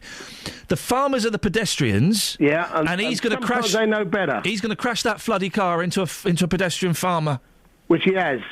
Oh. Why didn't he listen to them? Splat. We never had these floods in the past. I've lived in Watford all my life. Yeah. And the River Colne used to be dredged on a regular basis. Yeah.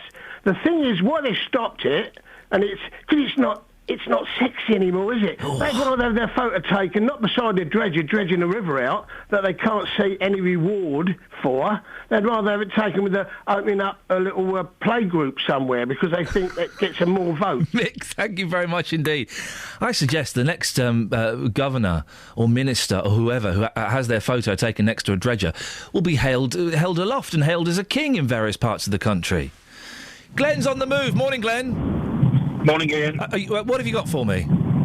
Well, I listened earlier on when, there are a lot of blame is put on the environment.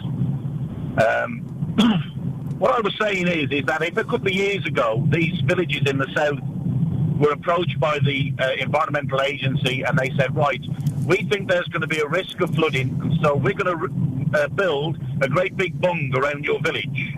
Yeah. I wonder how many people would have objected. To a great big bung? Yeah, so to protect the village. So in other words, a bung. You have to go over, it's a bung. A bung? A bung, B-U-N-G. It means it's a big wall of earth around the village. I've not heard of a bung in that context before. Yeah. That's a great word. Cool.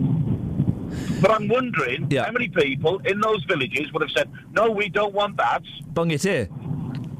We don't want that round our village because it'll spoil our it will spoil it. You're right. What's happened? Yeah, yes, you do wonder if some unsightly defence has been put in place, and also you're told you're going to have to pay for it, whether people would necessarily have gone for that. Glenn, do we just need to accept that some parts of Britain are going to flood, and as sad as it may be, people, if they want to stay in those villages, that's fine. They're just going to get flooded. It's Mother Nature. Yeah. I was a victim of flooding when I lived in Newport Gwent, and that was the fault of a developer flattening the bank. So the River Usk came over and it came through the drains. It was a mistake. It was rectified. It hasn't happened since. But this is Mother Nature. We are having freak weather. Glenn, thank you very much indeed. Mother Nature is a very cruel mother, and we have been naughty, and she's pulled down our metaphorical pants and giving our botties a hard slap with a big wet hand. That's what's happening at the moment. Of course, we know whose fault it is. Whose fault is it? Whose fault is it, Catherine? Yours? No, it's the gays. What? Oh, no. It's the gays getting married. No, it's not. No, it is. I don't remember God's Rainbow Promise. Oh, I don't remember God's Rainbow Promise. You see the rainbow, you know he's not going to flood us again. Yeah. Oh, right. Is that what's going to happen? Yeah. OK. I prefer you not having a microphone. I don't. How are you, Louise? Are you all right? Yeah, I'm doing fine, thanks. You see? That's the way it is. It's just the way it is. Front page of the newspapers. A lady's done something in a foreign country and got a medal for it. Yes! Labour to give parents power to oust heads. Ooh. Miliband's public service overhaul to include new education hit squads. Smith hits... boring. Again, there's a picture of that lady who's won something in a foreign country to do with the snow. Flooding crisis. The misery spreads. Thousands more warned of severe risk. Minister apologises for dredging failure. Minister claimed parliamentary expenses to pay illegal immigrant to clean his flat. Isn't that wonderful? Our tax-paying money, our tax, there's a shorter way of saying it, was paying an illegal immigrant to do some cleaning for a minister, the minister who started who's pushing through the immigration bill. Isn't that beautiful, twisted, wonderful irony?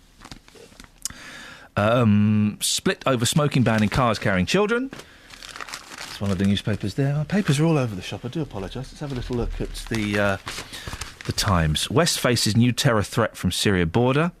Lives at risk as Thames set for huge flood surge. Let's get to the sexy papers. We want the sexy papers. By sexy, I mean the Mail, the Express and the Sun. The Mail. Flooding. Now thousands more face evacuation. And also, they're starting their giveaway of free CDs, OK, in the Mail. Say giveaway, you have to go to a shop to pick it up. Thanks, guys. Why can't you just put it in the newspaper and let me throw it away then? Now I have to go to a shop to collect it and then throw it away. But it's learn Spanish in a week. Why is the Mail... Why do they want us to learn Spanish? Why do they want us to learn Spanish, Catherine? Dos cervezas, por favor. There you go, you see. Why do they think, hey, I know what, Britain's bored, let's get them to learn Spanish. The Daily Express. What the? WTF? Cure for common cold on the way? Great! Drug to halt misery for millions. Can I just tell you now, dear listener, this is complete and utter rubbish. Complete and utter... A cure for the common cold on the way. I ain't a scientist. This is nuts. Scientists have developed a drug that can fight off the common cold, bringing hope of a cure a step closer. The compound, engineered by British researchers, could prevent millions from catching... Do you know what? The last time someone invented a drug... This is true, OK? The last time someone invented a drug to stop the common cold... Do you know what that drug was called, Catherine? Yeah. Calpol. No. Cold away. No. Sneeze off. It became better known as a drug called ecstasy. Oh. That was designed to stop the common cold. Oh, dear. Okay, there you go, you see. It's true. Ecstasy was some bonkers scientist. I've got this thing. Right? He's worked out how to stop the common cold. Oh, nuts, it doesn't work. And he kind of threw it away. And someone went, whoa, hey, whoa, man. I love you, man. Don't throw this stuff away. I love you so much. You're going to make so much money out of it. It's not exactly how it happened. That's a dramatisation of how things might have gone, but that's true. And The Sun, schoolgirl wants jailed Sir back. Ex-lover in letter plea. The schoolgirl lover of jailed teacher Jeremy Forrest, do you remember those guys? Has written to him saying she does want them to be together when he's freed. Well, isn't that romantic? Travel news for beds, cards and bugs. BBC Three Counties Radio. The M1 southbound has a lane blocked between junction 13 for Bedford and 12 for Flitwick after an accident. Thanks to Mike for phoning in with an update. The M25 anti-clockwise has a lane blocked between 26 for Waltham Abbey and 25 for Enfield. In Thornborough, the A421 is closed around Bridge Street after an accident, looking very heavy on the sensors around there as well. Also between Amersham and Gerrards Cross, the A413 looking very slow at the moment. On public transport, First Capital Connect have delays possible between Moorgate and Finsbury Park because of a broken down train. I'm Alice Glossop, BBC Three Counties Radio. Alice, thank you very much indeed.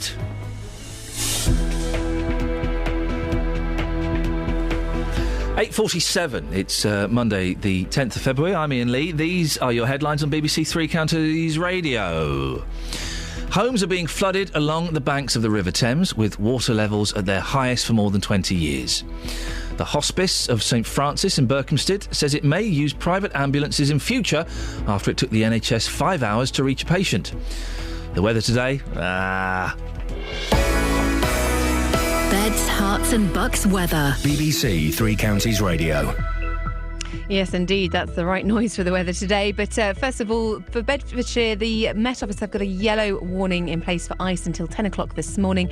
So do be careful if you're out driving or indeed walking on untreated surfaces. Mainly cloudy today. There are some showery outbreaks of patchy light rain as well. That's clearing to the east, so we may just get some glimpses of sunshine later on. But certainly lighter winds today, with temperatures reaching 7 or 8 degrees Celsius. Now tonight, it starts off fairly calm and with clear spells. During those clear spells, the temperatures are really going to dip quite significantly, so we're looking at lows of close to freezing tonight. But then it starts to cloud over ahead of tomorrow's rain, and the winds increase as well. So tomorrow we have a heavy band of squally rain in the morning moving eastwards. It's going to be quite windy with that rain, northwesterly winds, and the showers, once that leaves to the east, it's leaving some showers behind it, with temperatures reaching 7 or 8 degrees Celsius. Now on Wednesday during the day, fairly showery day, but come the night, we've got some more very wet, very windy weather. The Met Office have a yellow warning in place for rain, and that's from 3 p.m. on Wednesday through till midday on Thursday. And there's some more wet and windy weather coming on Friday as well. So a very turbulent week ahead. That's your latest forecast.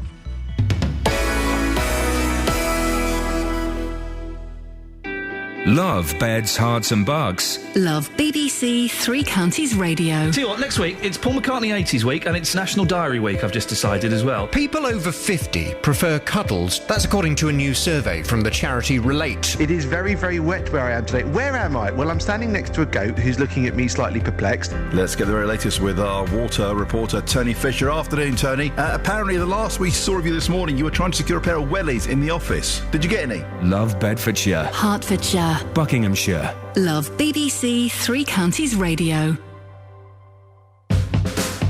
Across beds, Herts and Bucks. This is Iain Lee. BBC Three Counties Radio.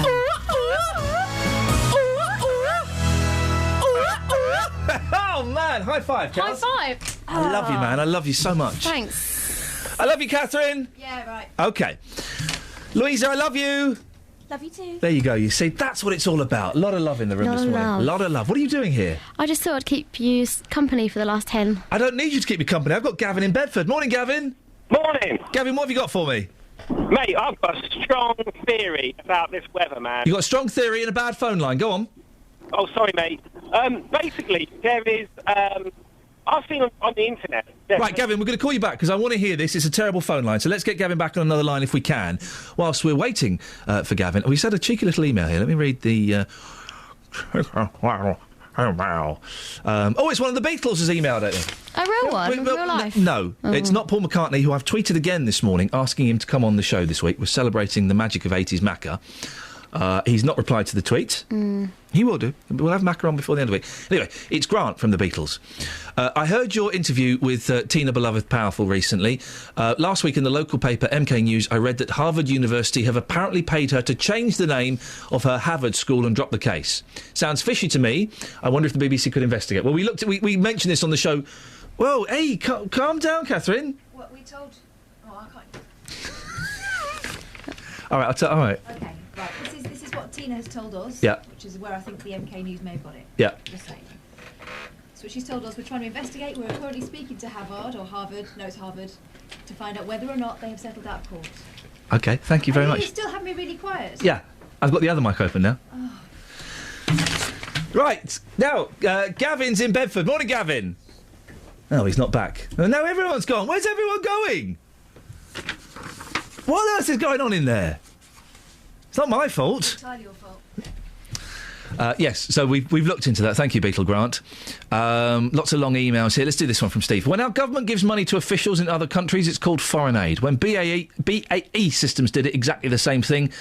The Serious Fraud Office call it bribery and bring charges. Pickles is crazy if he thinks any more than a small amount of aid given is used for other than lining the pockets of the corrupt. Have we got Gavin? Is Gavin back there, Gavin?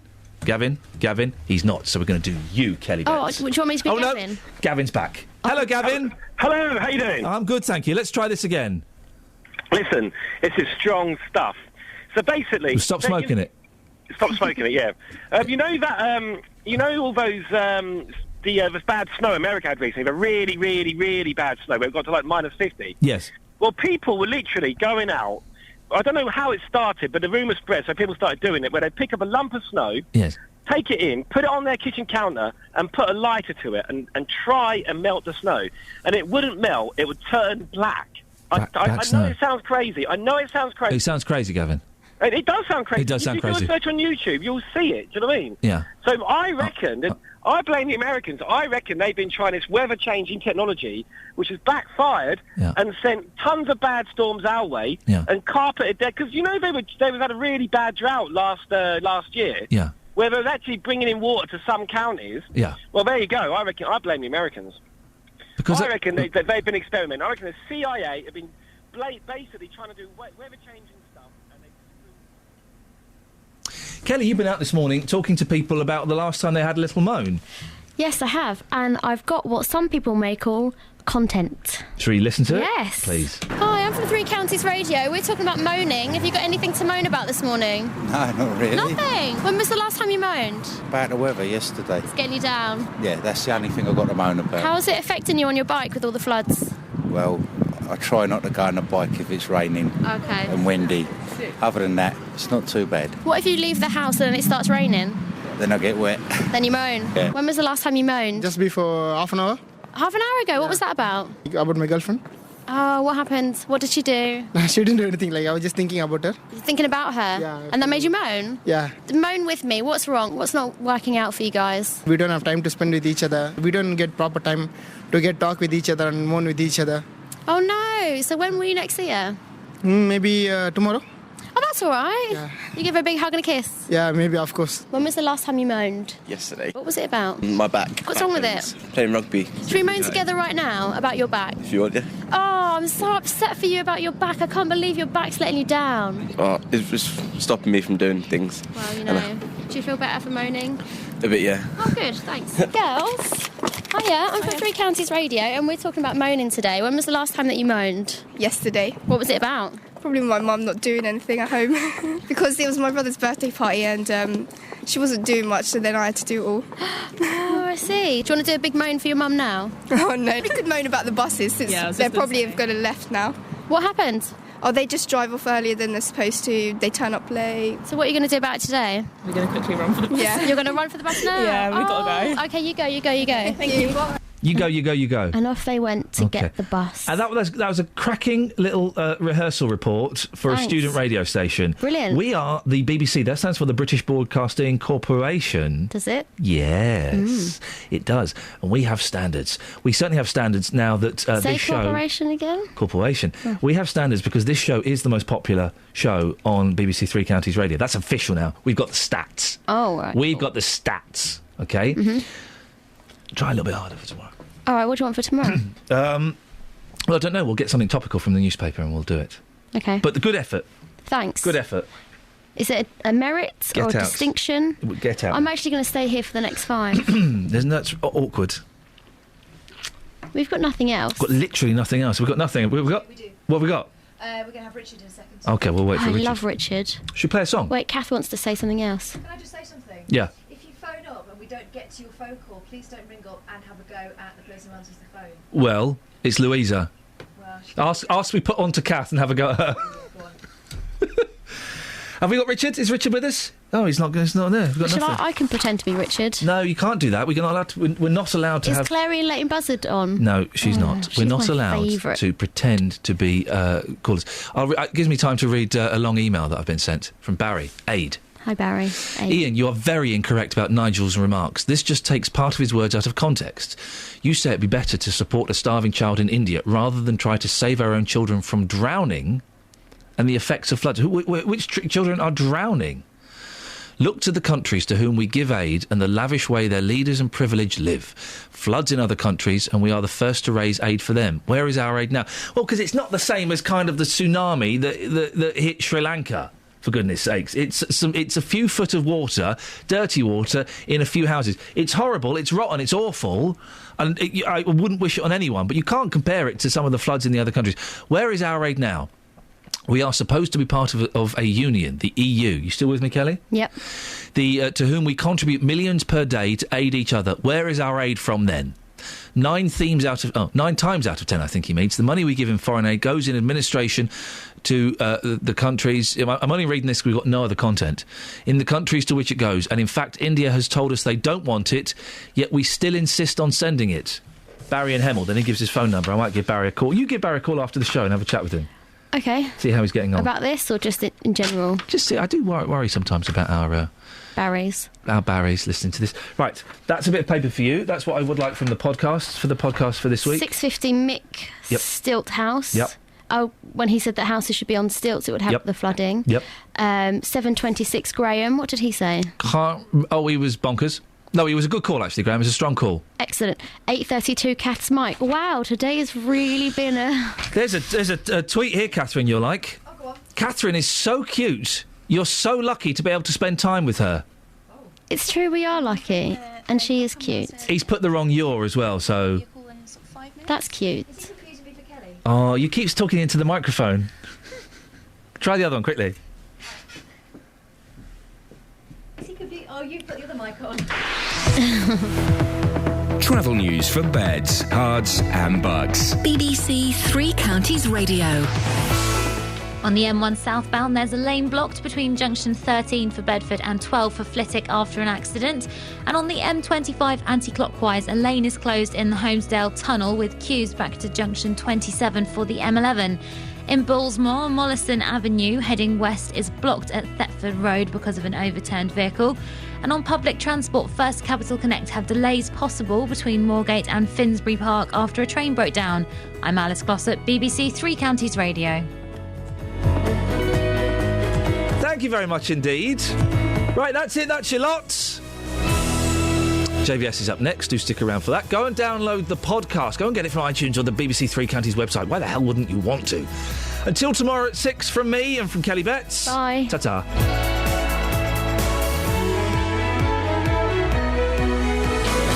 Local and vocal across beds, hearts and bucks. This is BBC Three Counties Radio. Thank you, Iain. Good morning. Welcome to the JVS show. I'm Jonathan Vernon Smith. It's Monday. It's 9 o'clock. And on today's big phone-in, is Nigel Farage right that foreign aid money should be used to help flood victims? UKIP